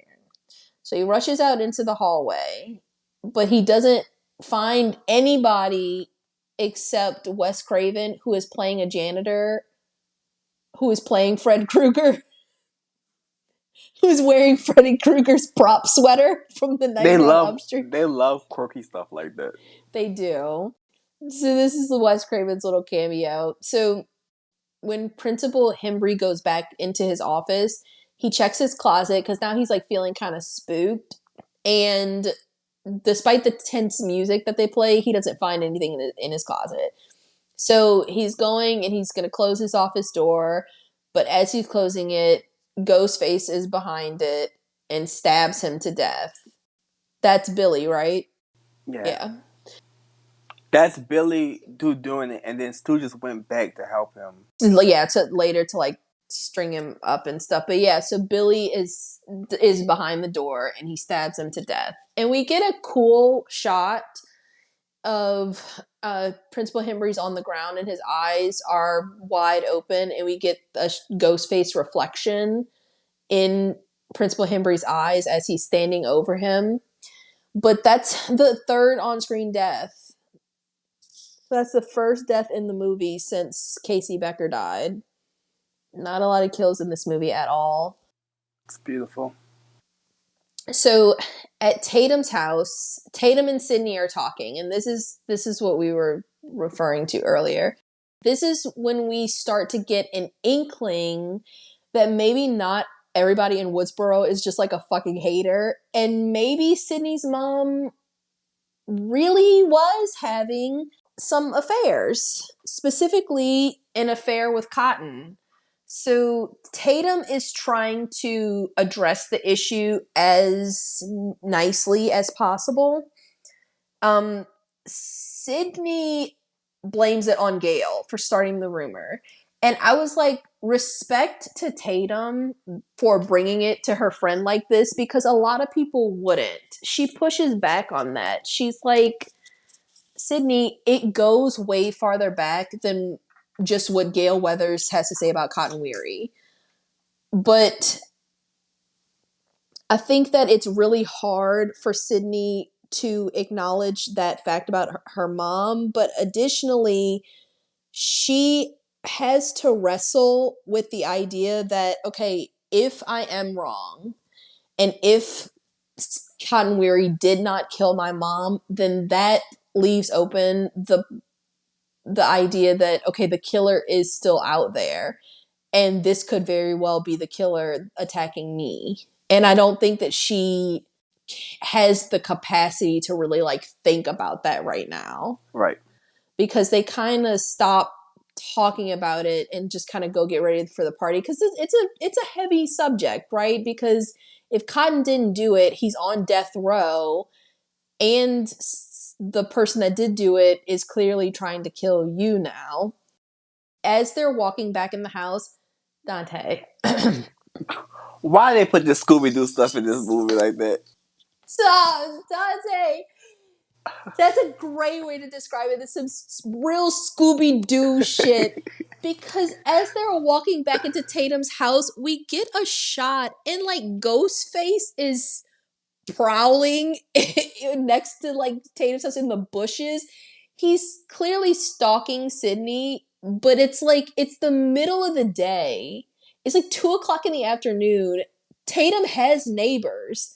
Right. Why did they put this in here? Because it's a 90s horror movie. Okay, I'll accept that. I literally am just always like, it's a 90s horror movie at the end of the day. And they do weird stuff like this in 90s horror movies. It was a very, very silly scene. This is not even the silliest one. It's not. No, and I don't even know. I don't even know if I have the strength. Okay, so now before we get to that, we cut to the video store where Randy is working, where he's already been fired from twice. And it's popping. Everybody is there renting horror movies. Because they are us. Stay your ass home. Right. I'm just going to stay home and watch fucking movies. But Billy and Stu are also there. Now, he's coming on like really strong. So he's convinced that Billy is the killer. And Stu, who probably got beat by Billy earlier for that fucking phone call that he made. Exactly. He's like, well, I think it's her dad. What about her dad? And Randy's like, nah. Our best part is Randy's like, "Do you still would go out with me?" And Stu does this part. This is my favorite part of the whole movie. No. No, I don't. not at Not at all. all. Okay, so he's doing a lot, and I know that his managers are like, didn't we fire this dude already? But he's like, the dad is a red herring. The killer is for sure Billy. And he's like, there's always some bullshit reason to kill your girlfriend, because that's Stu's counter. Like, why would he kill his girlfriend? And Randy's like, I know what the fuck is up. I watch horror movies all day. So he ends up getting confronted by Billy. Randy is obviously scared of Billy. Yeah. But after this video store scene, we get some shots of people around the town, and everybody is hustling to make it home before this curfew starts. But Sid and Tatum are heading to the grocery store to pick up some supplies for the party. As they're walking through the aisles, they're talking, and Tatum is assuring Sydney that Billy is not going to be at the party that night. And they talk about how Billy is, at least in Sydney's eyes, right for feeling the way that he does about the lack of intimacy. Tatum's like, I don't fucking agree. I was like, please listen to Tatum, because Billy is not right in this situation. Sydney, what the fuck, girl? But this is the most hijinksy, silliest part of this whole movie. As they're walking through the store, picking up this 4-pack of popsicles that they're bringing to this 40-person party, we see a reflection in the glass in the freezer. And Ghostface is still stalking Sydney in the grocery store in the full Ghostface costume. During a curfew? with all these police out in this town that's on red alert. I hate that scene. I hate it. I It's hated a it in 1996. I hate it today. because it's a '90s scary movie. You don't have anything else that you need to be doing? Go kill somebody at this point. Cause like, Right. God, It's too much. But while they're shopping, while that's happening, Dewey meets up with the sheriff who informs him that the phone company called and the Ghostface phone calls have been coming from Neil Prescott's phone. And Dewey says the smartest thing that he has ever said. He's like, is it possible that his phone was cloned? And the sheriff's like, wait, there's more. As if he's about to submit any real hard evidence. He said, well, tomorrow's the 1 year anniversary of his wife's death, so it has to be him. and Dewey's like, but it's the phone clones. What a fucking idiot. That's the extent of their investigation. They're like, oh, it fucking has to be him. Eureka. And I'm like, this is not facts. This is not evidence. Yes, the phone calls were coming from his phone. Okay. What if this guy is fucking dead somewhere and somebody stole his phone?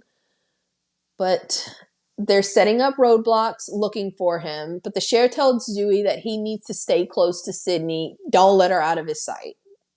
So that means that Dewey ends up going to this party with Sydney and Tatum. He has to drive both of them. And then you also get a shot. You can't forget that you see Kenny and Gail's van pull up. They followed them there.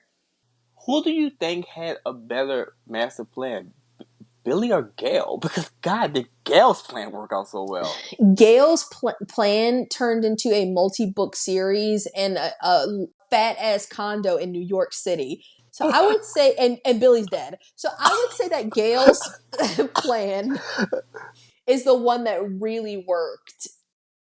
My favorite part of this movie is when they walk into the party, you get that aerial shot of Tatum and Sydney walking in, and then Tatum walks in and she says, Tata's here, and they cheer. I just love that. Because she's so goddamn popular. I like that part. Gail uses Dewey to get inside the party. And once she's in there, that's when she's able to plant this camera. She's trying to get the inside scoop. How disrespectful of you to invite Gail here, knowing how Sydney feels about her. Because even Tatum, she says, it's like, why is she here? He's like, she's with me. Yeah, we fucking know. That's the issue. You doofus. And that's the last time he sees her. That's the last time he sees her. He sees his sister. Because after Gail plants her camera, her and Dewey, they're leaving. Stu is running around doing party stuff, and he sends Tatum to the garage to get more beers for him. While she's in the garage grabbing the beers, the door that leads from the house into the garage, it closes and it locks, so she cannot get back in that way.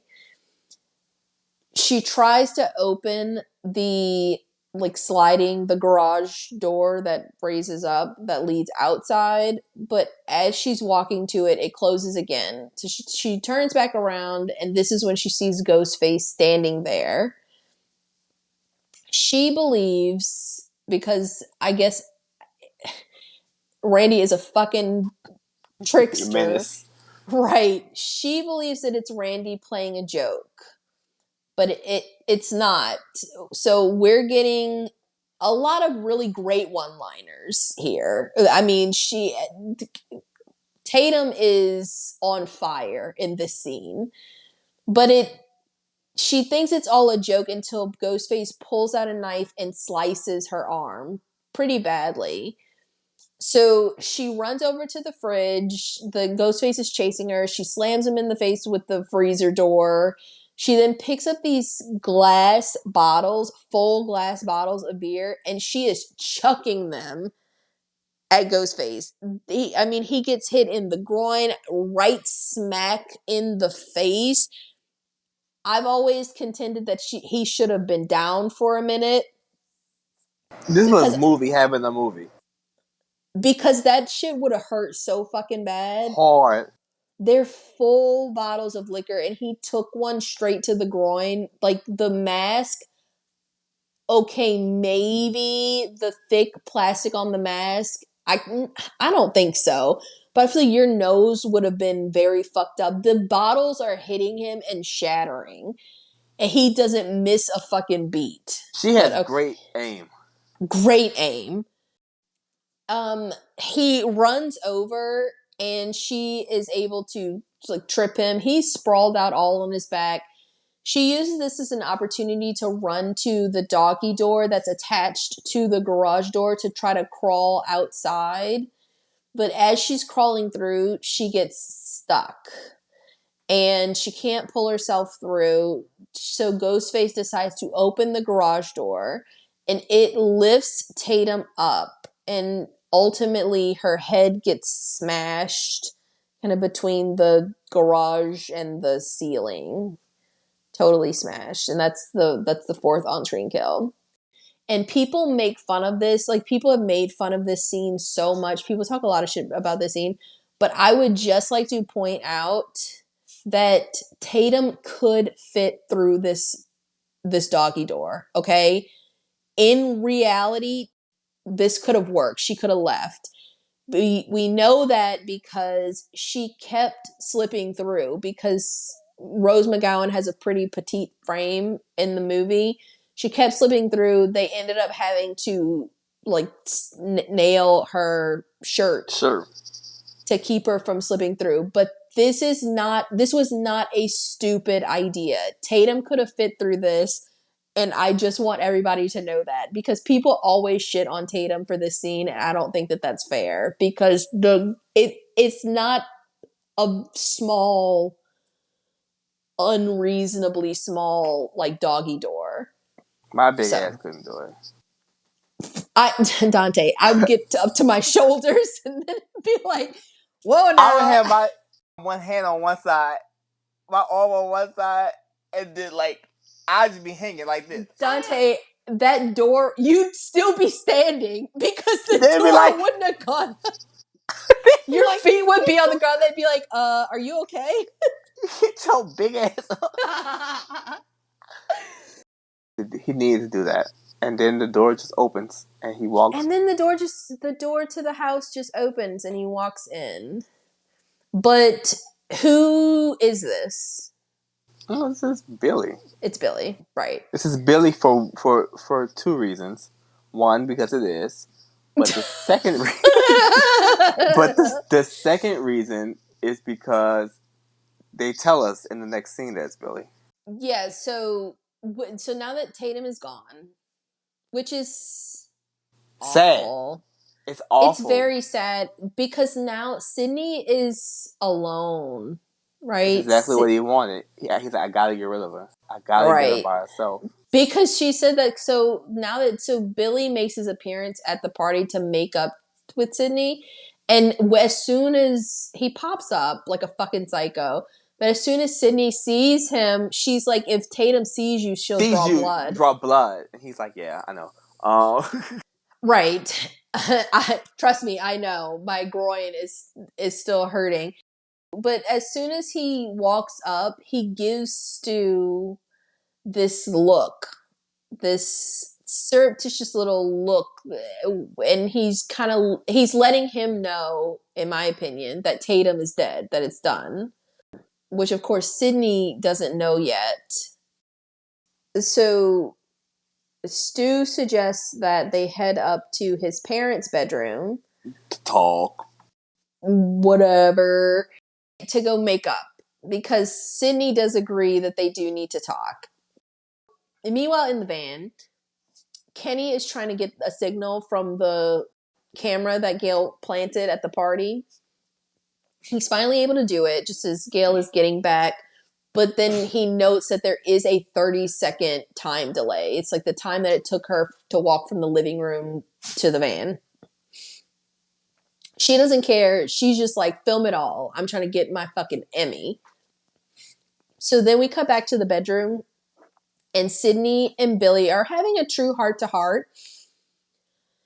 Sydney is here coming to terms with who her mom was and how she has all of these intimacy issues. Sydney, not only because of her mom's murder, but because for some reason I guess, she says she doesn't want to end up like her mom. I guess she looks down on her in some way. This is that Dawson Creek writing again. Right, because I was like, bitch, what the hell is so wrong with Maureen? I guess she's like being a whore is what got her killed. I don't know. That's what it is. I think it's more so just like had she not been having an affair, she wouldn't have been She wouldn't have killed. gotten killed. But it's like, maybe if your dad was home, she wouldn't have been killed. Or maybe if, Billy would have stayed out of grown folk business. Or maybe if his mom had gotten custody, she wouldn't have been killed. It's just like a lot. So I was like, I don't think that that's fair. I can't wait to go in on her. Right. In that pantsuit. So this heart to heart leads to them having sex.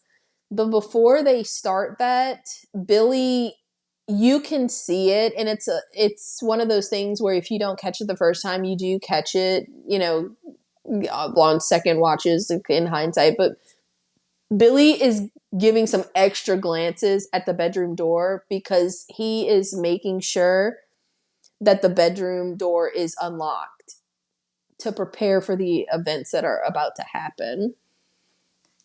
So downstairs, a majority of the kids have left at this point, but there's still just kind of some leftover. There's still kind of some leftover stragglers there, and they're all watching horror movies. They're watching Halloween, and so this is probably, I would say, Randy's most important contribution to the entire franchise. Is this scene of him outlining the rules of surviving a horror movie. Right, so he says that there are certain rules one must abide by in order to successfully survive a horror movie. And this is like so meta. It's so fun, right? The way that they incorporated stuff like this. Because it's Randy has this knowledge because he's watched all the same movies that we've watched. I just thought that Right. was such a cool thing. But the rules are as follows. Number 1, you can never have sex. I know. It's a big no-no. Sorry. Number 2, you can never drink or do drugs. It's the sin factor. It's an extension of number 1. And number 3, never ever, under any circumstance, say I'll be right back, because you won't be back. And just then, Stu is getting up, and he says that he's going to get some more beers, and he asks Randy if he wants one. And Randy says, yeah, sure. He says, I'll be right back. And Randy's like, see, break the rules, you end up dead. And he says, I'll see you in the kitchen with a knife. So we cut back to the van. In the van, Gail is sitting with Kenny, and Dewey knocks and tells her that somebody has reported a car in the bushes down the road and asks Gail if she wants to go with him to check it out. As she is leaving, it's so funny because she tells Kenny, I'll be right back. I thought that was funny. But Dewey also insists that they walk, which, remember, so at the time, you didn't know who the killer was. I think this is another red herring. This was.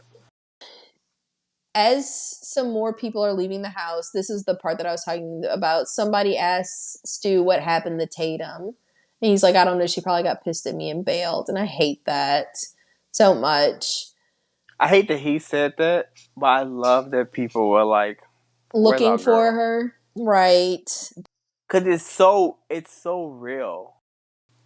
She made the guest list. Most of those people are probably there for Tatum. I hate that Tatum died when she did. I hate that that was her last scene with Dewey. I hate that it was her last moments with Sydney too. In my mind, that haunts him. I think so. So As the last few stragglers are there and they're finishing Halloween, the house gets a call. Randy answers it. The call is Stu calling to let them know that Principal Hembry was murdered and that his body was found hung from the goalpost at school. So now included in this group of boys, these stragglers, are the two boys that got expelled earlier that day. So they all want to rush out to see the body before it's taken down. So they're very drunk. They jump in their cars. They're speeding away, and they nearly hit Dewey and Gail on the road that's leading out from Stu's house. But it gives Dewey and Gail, it sets up the moment perfectly for them to share their first kiss. But during this moment, Gail looks over and she spots Neil Prescott's car. It is the car that is in the bushes near Stu's house that they got the call for. So this kind of sends Dewey into a panic because Neil is not supposed to be here. And he and Gail rush back to the house. So now the only people left at the house for the final act are Randy, Sydney, Billy, Stu, Kenny, Gail, and Dewey. This is going very well for Billy and Stu. It's going perfectly for Billy and Stu. Everything that they've tried has worked out thus far, although I'm not sure how much it changes their plans, but I do not think that they were anticipating Dewey and Gail finding Neil's car. Honestly, everything with Gail ruins their plan. Her presence has destroyed a seamlessly perfect plan. You know what I'm thinking too? Not that they needed it, but they never know that Gail's camera is sitting there by the TV. It filmed them. They would have gotten caught whether Gail lived or died. That's why this book was so good. Her testimony, her like footage of them admitting that them being dead but admitting their murder and that they killed her, all that she recorded, fantastic. Right. So we're back in Stu's parents' bedroom. Sydney and Billy are done having sex. Do you think he was like good, or he was just kind of like, let me just over? Okay, the fact that Sydney has time to start thinking right now who he was calling from jail leads me to believe that the shit was not good. It leads me to believe that she is unsatisfied. That she's like, damn, this was so bad. Maybe he is a killer. You know what I mean? Like the fact that this is what's on her mind and she's not like feeling good. She just lost her virginity. They're done having sex and she decides to ask Billy who he called when he was in jail. I was about to ask you what you thought of this scene because okay, so let's play out the scene. She was like, "Okay, you were in jail. You're allowed one phone call." So he says he called his dad, and she's like, no, Sheriff Burke called your dad. I saw him." Because remember, Billy is underage, right? They're like 17, right? Right. So he has to call Billy's dad. So I think that she's waiting. What are you going to say to me next? Is what you're about to say going to be a lie? Are you going to tell me the truth? She's just sitting there. It's just such a weird scene because she's not showing fear. She's not just listening to what he's saying blindly. Like she's like, no, that's not true. You know what I mean? So Billy just says, when I called, I didn't get an answer. And she just goes, huh. And I was like, what is happening here? That's why I said earlier in the podcast, Stu's one phone call ruined everything. Because now she's just like, well, okay, maybe it was you. Or maybe it was, or it could be anybody. I gotta just start thinking. Well, yeah, because I'm like, if you're thinking, who knows me well enough to know how to get into my house, know what closet to hide in, know all this stuff about my mom. Like, who knows me well enough to know the layout of my house, to know that I was going to be at Tatum's house? How could the ghost face possibly know that? Unless it was Billy. The fact that she got the call at Tatum's house is very bizarre. Like, I think she was just waiting for him to give her a plausible answer, but he couldn't do it. I didn't call anyone. Sarah Burke called my dad, so I had no one to call. Why did he lie? Why did you lie? Because she caught him. She caught him and he was caught off guard. He's not Gail. He don't think on his feet. He doesn't. And all he can do in this situation is, like, she doesn't believe him, right? Because as soon as she hit him with that, all he could do is kind of gaslight her, right? Because he's like, what do I have to do to get you to believe that I'm not a killer? And she was like, oh my God, you are a killer. But that's the thing, Dante. Okay, wait, let's think about this. Let's sit on this. Okay. I was watching the scene earlier. I'm literally getting chills. So I was watching the scene earlier because I kept thinking about it. I used to always think, like, damn, Sydney, you really weren't looking out for Billy because you let Ghostface get so close to him. I used to always think that she waited a long time to be like, Billy, watch out. I don't think that's the case. I think that initial, when she's looking, I think she's looking him in his eyes. She's like, oh my God. Because I think in that moment, she's like, you are the killer. It's you.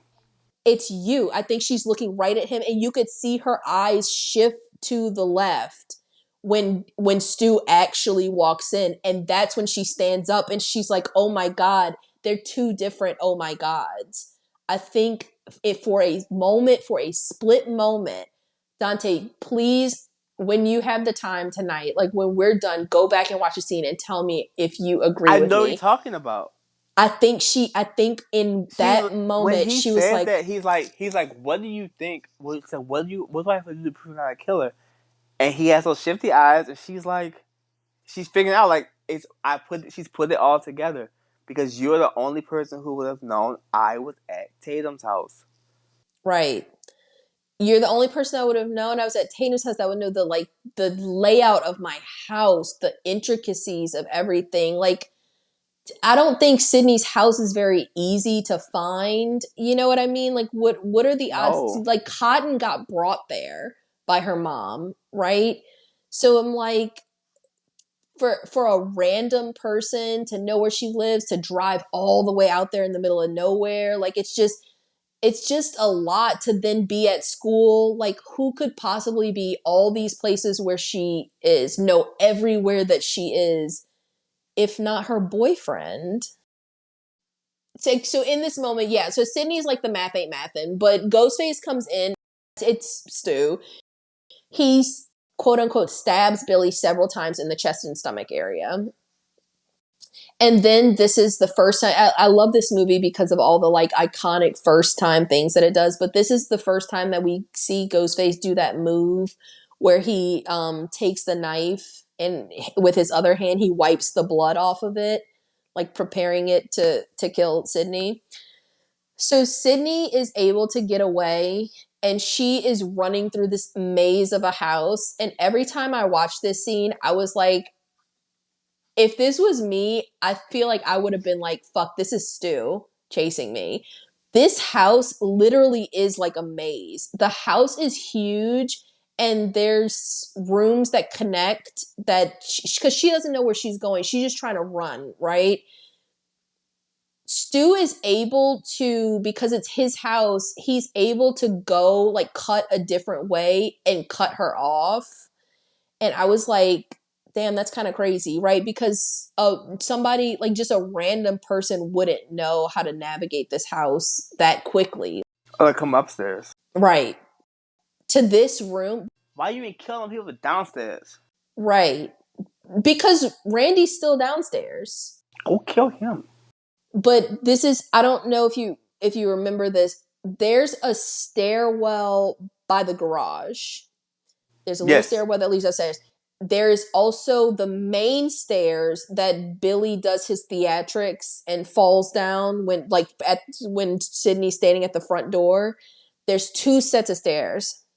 So Sydney is running. She ends up in a room where the only escape is to essentially like jump out of a window because it's like an attic type room. There's no other exits. So Ghostface Stu catches up to her.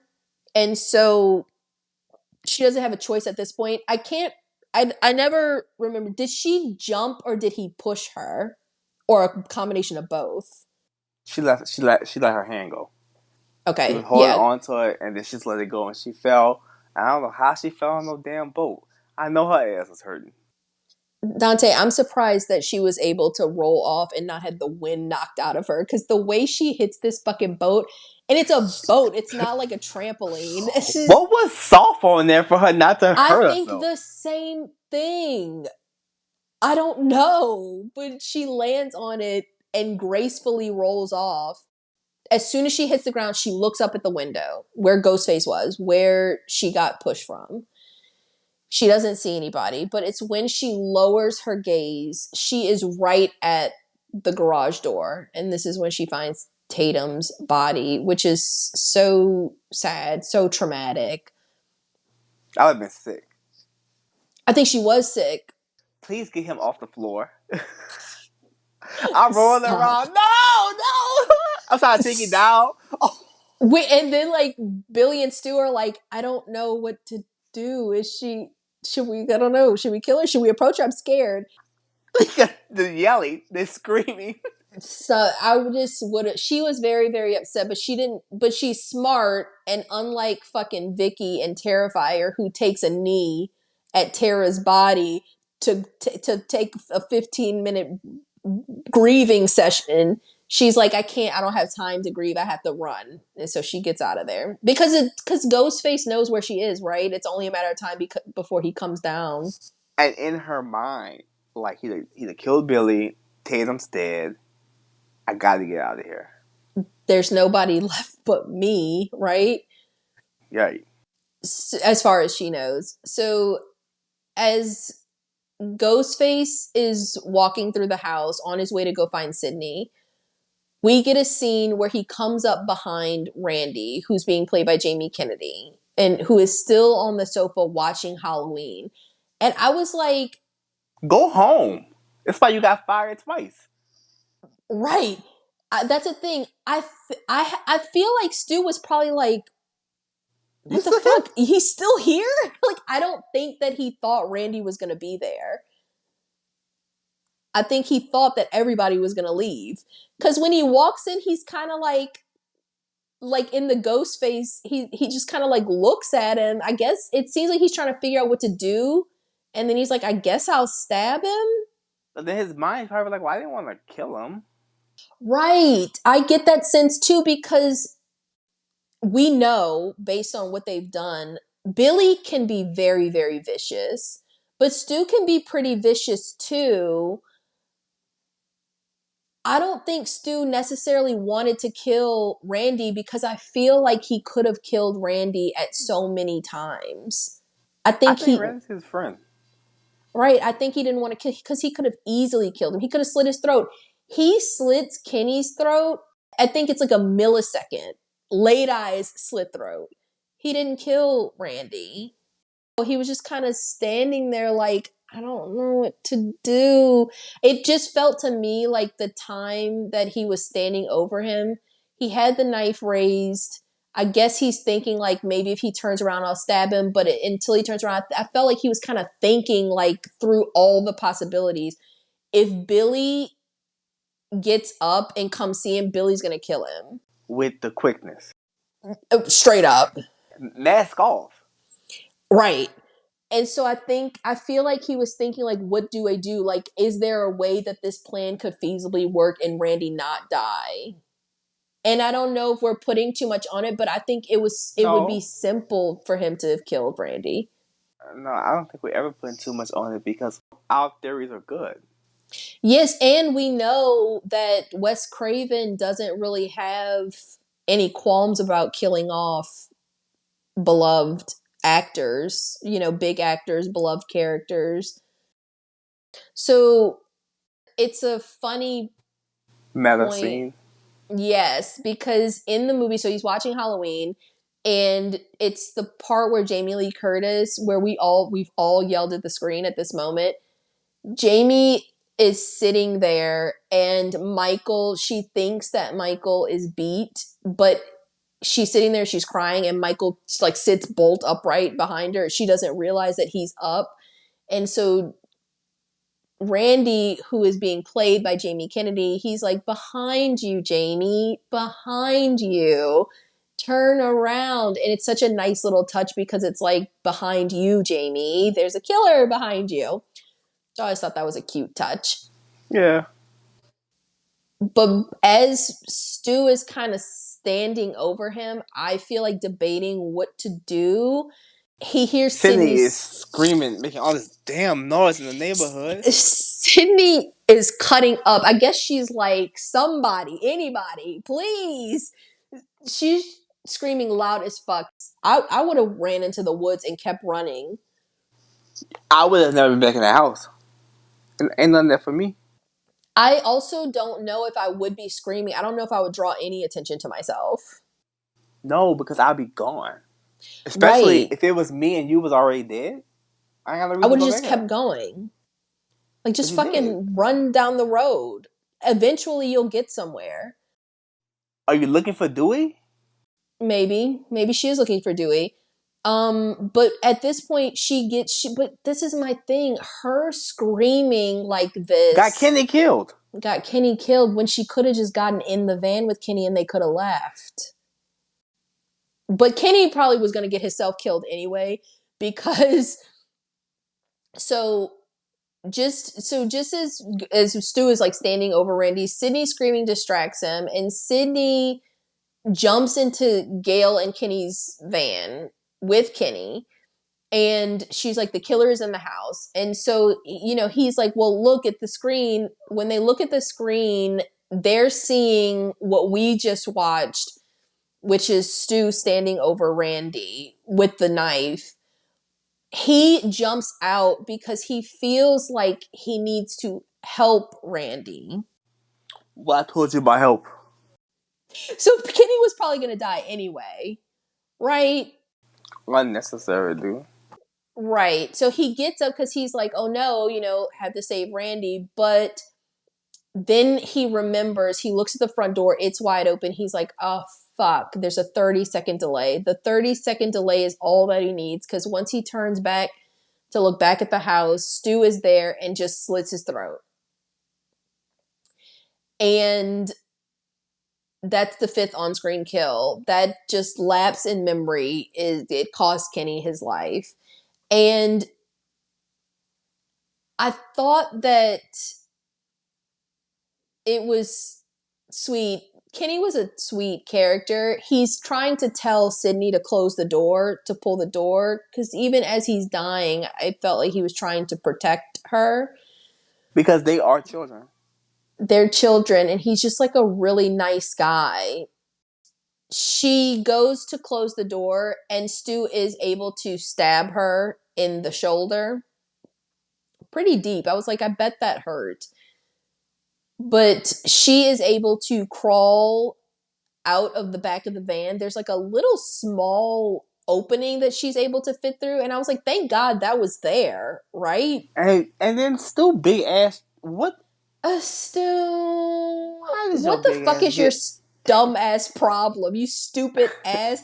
She's crawling through this little hole. Stu, obviously the best thing for you to do is just go to that hole. Just walk around. You Was he fuck. like? Was he not supposed to kill her? Was like supposed to kill her?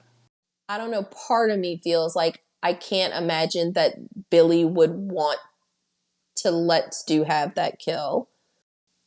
Because I'm like, if he was supposed to kill her, he's really fucking up, right? Yes, he is.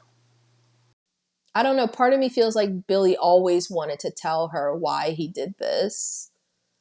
Yeah. Yes. So Dewey and Gail have arrived back at the house, and Dewey tells Gail to lock herself in her van and to call 911. And he goes into the house alone. He is woefully underprepared for the situation that he is in. At the van, Gail notices this river of blood, and she jumps in to call 911. And that's when she notices that there's blood totally covering her windshield. And she panics and she's trying to leave. And that's when Kenny's body slides down the windshield. And she's trying to do some maneuvering to shake it off. Politely. Politely. During this time, too, Randy runs up to her driver's side window and she beats him in the face with a cell phone. Necessary? I guess she was like, I don't know you.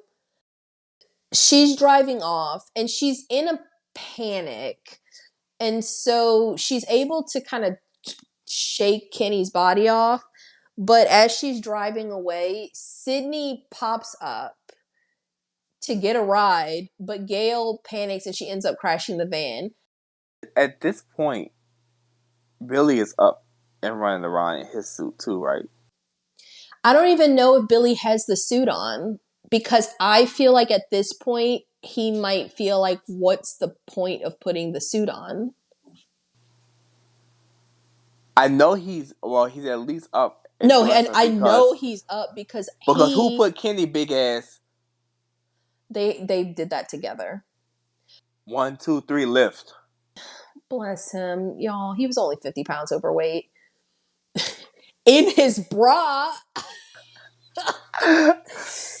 No, but yeah, when you're dead weight. When you heavy, so you know that was a lift with your knees kind of thing. Come on, man. But I also believe that Billy is up because I believe that Billy stabs Dewey in the back. Oh, so you have a suit on. I'm I'm wondering because I'm like, that's so much work to put that fucking suit on to do some Is shit. it? And Is it though? I think it's just something you slide over your body.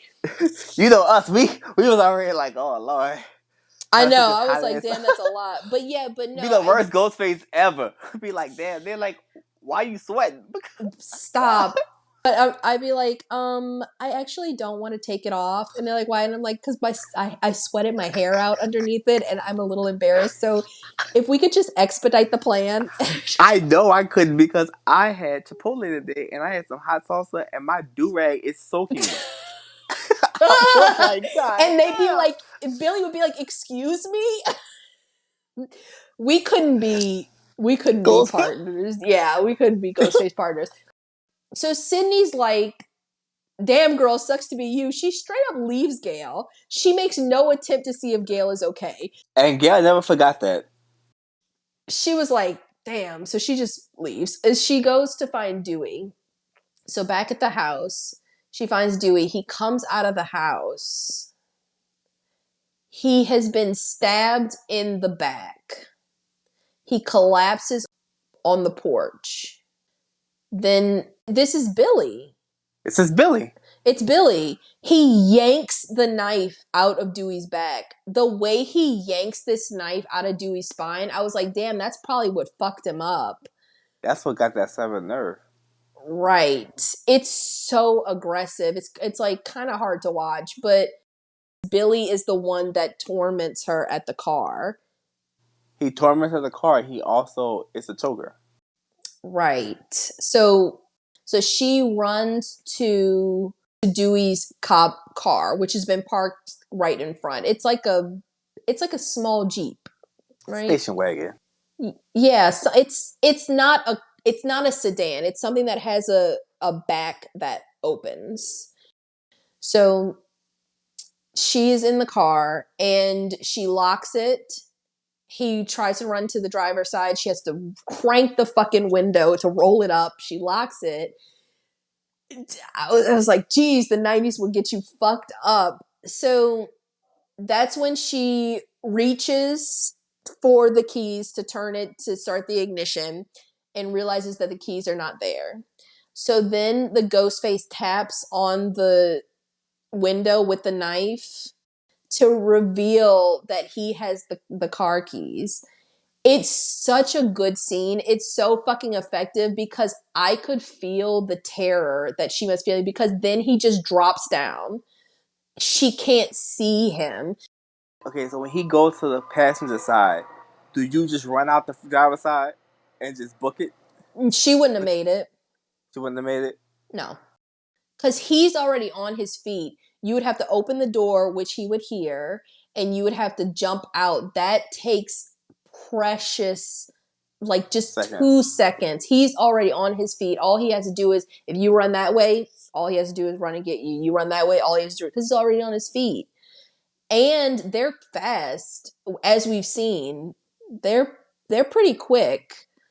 But so he drops down and he goes to the passenger side and he uses the key to unlock it.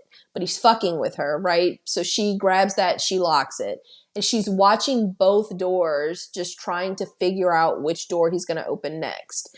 She doesn't see, but we as the audience can see that the back door, the like hatch door, the trunk area is opening very quietly and very slowly. And so she can hear Dewey getting a call on the radio or just hear the dispatcher talking. And so she tries to place a call to 911 over the radio, but just then Ghostface grabs her, attacks her. But she does get away, and as she is running into the house, she grabs Dewey's gun just as both. Well, she turns back to look at the car, and there's nobody there. Because I think that Billy ran to the back of the house, the garage, and went up those back stairs back to the parents' bedroom. Yeah, because he was like, at this point, I gotta get back up there to play this role. Right. Stu and Randy, they're coming up begging her to each one is like the other is the killer. Randy comes up there. Sydney! I know, Sydney, we gotta get the fuck out of here. I found Tatum, she dead. I think Stu did it. But this is my thing. I think Randy knows 100% that Stu is a ghost face. And this is another time where I'm like, I think Randy saw Stu in the costume because Stu was wearing the costume to go check on Gail. And then he probably just took it off. And not knowing that Randy had gotten was there. Up. Yes. After getting his ass handed to him. But then each one of them is begging her to believe that the other is the killer. And she just says, fuck you both. And goes in the house and locks the door. But Randy is like, Sydney, please, let's go. We have to go. Don't leave me out here alone with him. He's going to kill me. But Stu is like, give me the gun. You're absolutely right. Like, that to me was telling. That is very telling. But realistic, he was like, please, Sydney, don't leave me out here. Because he was like almost crying. He was like, please, Sydney, don't leave me out here. Which I get. He was scared as fuck. Scared. But then it can't be overstated. Stu doesn't do anything to Randy. Right. So she comes in and they spend a couple of seconds like kind of not like banging on the door. Well, at least Randy does because Randy never leaves. Stu lives here, girl. You know that the garage door's wide open. You saw it. Stu's gonna get in the house. She literally closes that door and Stu's like, well, that didn't work. Oh, well. Right, so he's like, I'll just go to the back. But Randy is just like, please, we gotta get the fuck out of here. This is the only door I know how to get into. I don't know what to do. I know nothing. I'm so dumb. I really don't know. I know, just like, please. We're standing outside. We're stepping all over Dewey. Nobody's trying to help him. Stop. Nobody's trying to help Dewey. Dewey is in the fetal position on the ground after having his spine torn like paper mache. Is he bleeding out? I know he was supposed to die, but they were like, no, we like this character. But like in this part, is he like bleeding out? Is he dead? He's dead. Is what it really is, huh? He's dead. He's laying there dead. It was supposed to be a body the entire time. This was never supposed to be Dewey unconscious. It was always a body. He is not breathing. He's 100% dead. And then at the end, Wes Craven was like, well, let me just film a scene of him being taken on the stretcher and still alive. And then if I want to use it later, I can. I'll have that option. So just then, and so she locks the door, and the noise outside dies down. Just then, Billy, who is seemingly in bad shape, comes rolling down the stairs, and he's just pretending that they have to go get help. I was like, this Billy is a real bitch because he's putting a lot on this performance. He's going for the Emmy. He's telling her that they have to get help. Sydney hands Billy the gun. He opens the door and he lets Randy in. And Randy comes in and he's saying Stu has flipped out and gone mad. This is when Billy is revealed to be the killer because he slowly turns his head and looks at Randy and he says, "We all go a little mad sometimes." Which Randy like, is, oh damn, I should have stayed outside. in all honesty, Randy probably would have done better just staying outside. But so he does this Anthony Perkins quote, and then he shoots Randy in the shoulder. Bah! It's quite a shot. And so he also reveals that all the blood all over him from his like quote unquote wounds, it's actually corn syrup. Same stuff they use for pig's blood and Carrie. And then Sydney tries to run away. And as she turns to run, she runs straight into Stu. And she is trying to plead with him to help her. And that's when it's revealed Stu is a second killer, which in 1996, this was so huge. This was such a reveal. Mm-hmm. Because at no point in this entire film is it ever indicated that there's two killers. They never show them both in the same room at the same time. It's everything that happens. It's feasible that it could just be one person. This was like a knock your socks off reveal. Yeah. It's revealed that Stu is the killer because he picks up that voice modulator that they've been using, and he says, "Surprise, Sydney." So in this moment, when Sydney is telling them that they're not going to get away with this, they reveal, well, bitch, we've already successfully gotten away with a murder. Do you remember Cotton Weary, the guy that's on death row for murdering your mother? That was us. So she wants to know why. And while Stu doesn't really have a motive, Billy ends up revealing that her mother was having sex with his father, and that's the reason that his mother abandoned him, which comes as a shock to Sydney and Stu. Neither had any idea. They also revealed that they've been holding Neil Prescott here the whole time.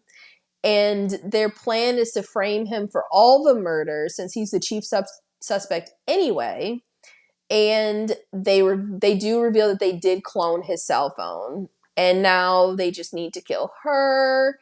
It's supposed to look like he's committing suicide, and everything's going to be like nicely wrapped in a bow, except for the final part of the plan, which is they need to make it look like Neil attacked them and left them for dead. So they need to hurt each other. Now, they're supposed to be taking turns stabbing each other. Billy stabs Stu pretty fucking hard. So then Stu stabs Billy pretty fucking hard. And then Billy is like, "Give me the knife." And Stu's like, "No." No. Because he already knows that Billy is a psycho, right?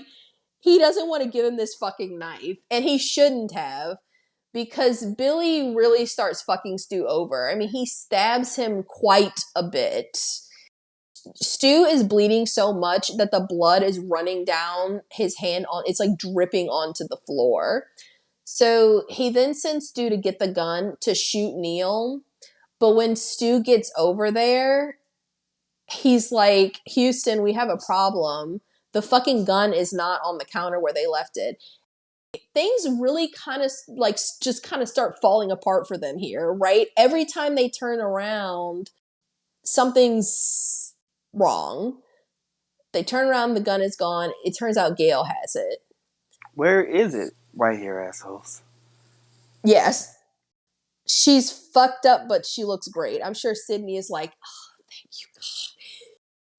She came to in the van, and Billy makes a comment. It's like, I told you to check if she was dead. And she was like, Stu's like, Thought she was. I thought she was. Like, she looked dead. She still does. She ends up trying to shoot Billy, but she forgets to take the safety off, which he can see. So he's able to overpower her and take the gun. And right before he's about to shoot her, this is another like, uh-oh. Stu turns around and he notices that Sydney is gone. So just then the phone rings and Sydney has the voice modulator and she asks if they're alone in the house. So now Billy is fucking losing it. You bitch! You Yes. bitch! Where the fuck are you? It's because she also revealed that she has already called the police and reported them. A little game she calls. Guess who's calling the police and report your sorry motherfucking ass? And they're heated. Billy is very, very heated. And irrational because he's looking for her in pillows. I didn't know why he did that, but he's really quite A child. upset. It's a child. Right. Because she reported him, I guess at this point, he's just very angry. He's like, I just have to kill her. Whether I go to jail or not, I have to kill this bitch.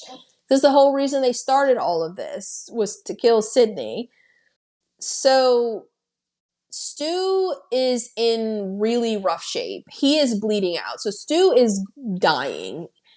And straight up, like blood is coming from his mouth. And Billy ends up throwing the phone at him. And this was another ad-libbed line from Matthew Lillard. He says, "You fucking hit me with the phone, dick." And I love that line so much. I want to stress that he's bleeding out, dying now. So even without the TV, he's dying, y'all. I think, yeah, you're right. I think he would have died. I mean, he's coughing up blood, so he's in pretty bad barely shape. walk. Right. Billy goes to look for Sydney, and she has donned the ghost face costume. Why not? Why the fuck not? Right? She ends up stabbing him with an umbrella. And as she's taking off the costume, Stu comes rushing in, and they get into a fight. And they're really fighting. Like, he punches the shit out of Sydney, too. She bites him aggressively. And he ends up sprawled out on the floor. I think she hits him in the head with a vase, doesn't she? Yes. And he's like, bitch. Bitch. And so he's on the floor, dazed, weak. And she takes one of those big box TVs, a huge one. And she ends up pushing it down, and it lands on Stu's head. Stu is electrocuted and absolutely dead. Y'all. Unequivocally so. He's so dead. Right. Sorry, guys. Those TVs were so fucking heavy. There's just no way that he survived that. So Sydney walks over to where Billy is, and Randy pops up. He is still alive.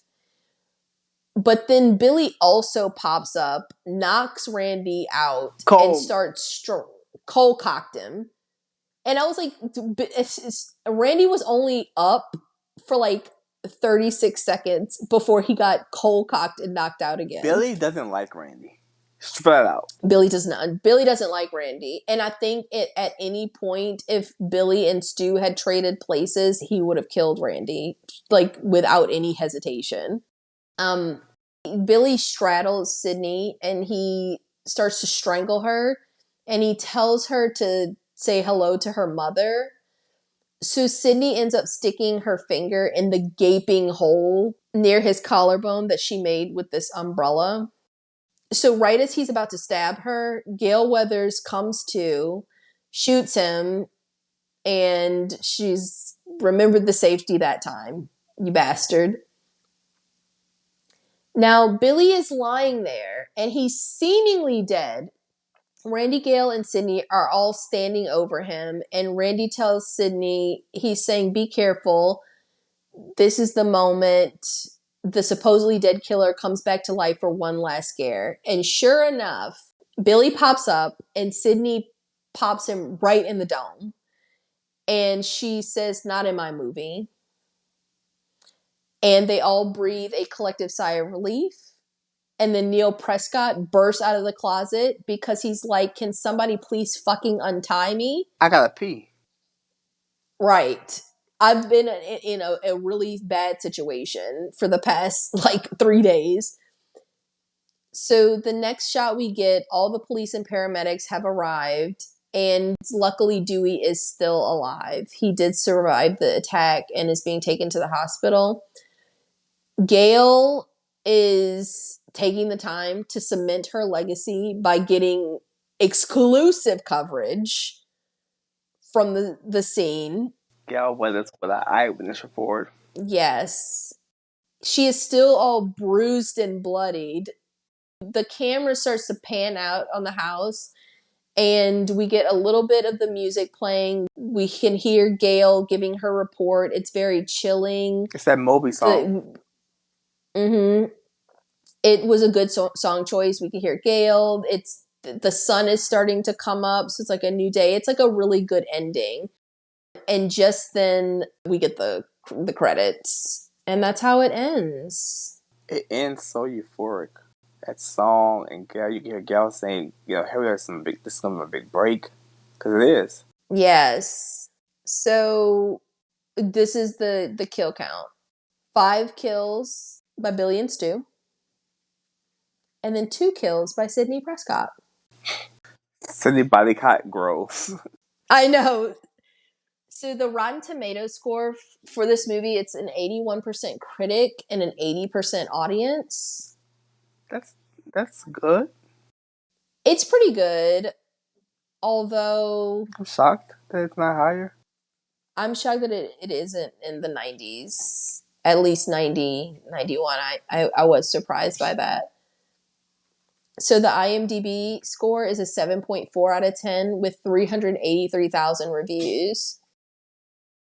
Just a couple of little fun facts. So remember how I was telling you that behind the scenes, so Rose McGowan hated the costume choices that they'd chosen for her for Tatum. And originally Tatum was supposed to be a tomboy, That's but stupid. Rose, I don't like that. So Rose envisioned her more like cuter and more feminine. And they tried to get her to wear those fucking denim overalls. And it's funny, there's a report that they told her they're very now, and Rose responded, they're very never, and immediately went to go buy her own clothes. And I was like, Rose McGowan is Tatum. That's some shit that you would say. Straight up. Just straight up. They're very never. So the party scene near the end of the movie, it's 42 minutes of the movie. Did you know that? Yeah. It's long as fuck. Scene 42, I think it's called. They spend a lot of time at that house. Yes. So in the US, without adjusting for inflation, the film is the 21st highest grossing horror film.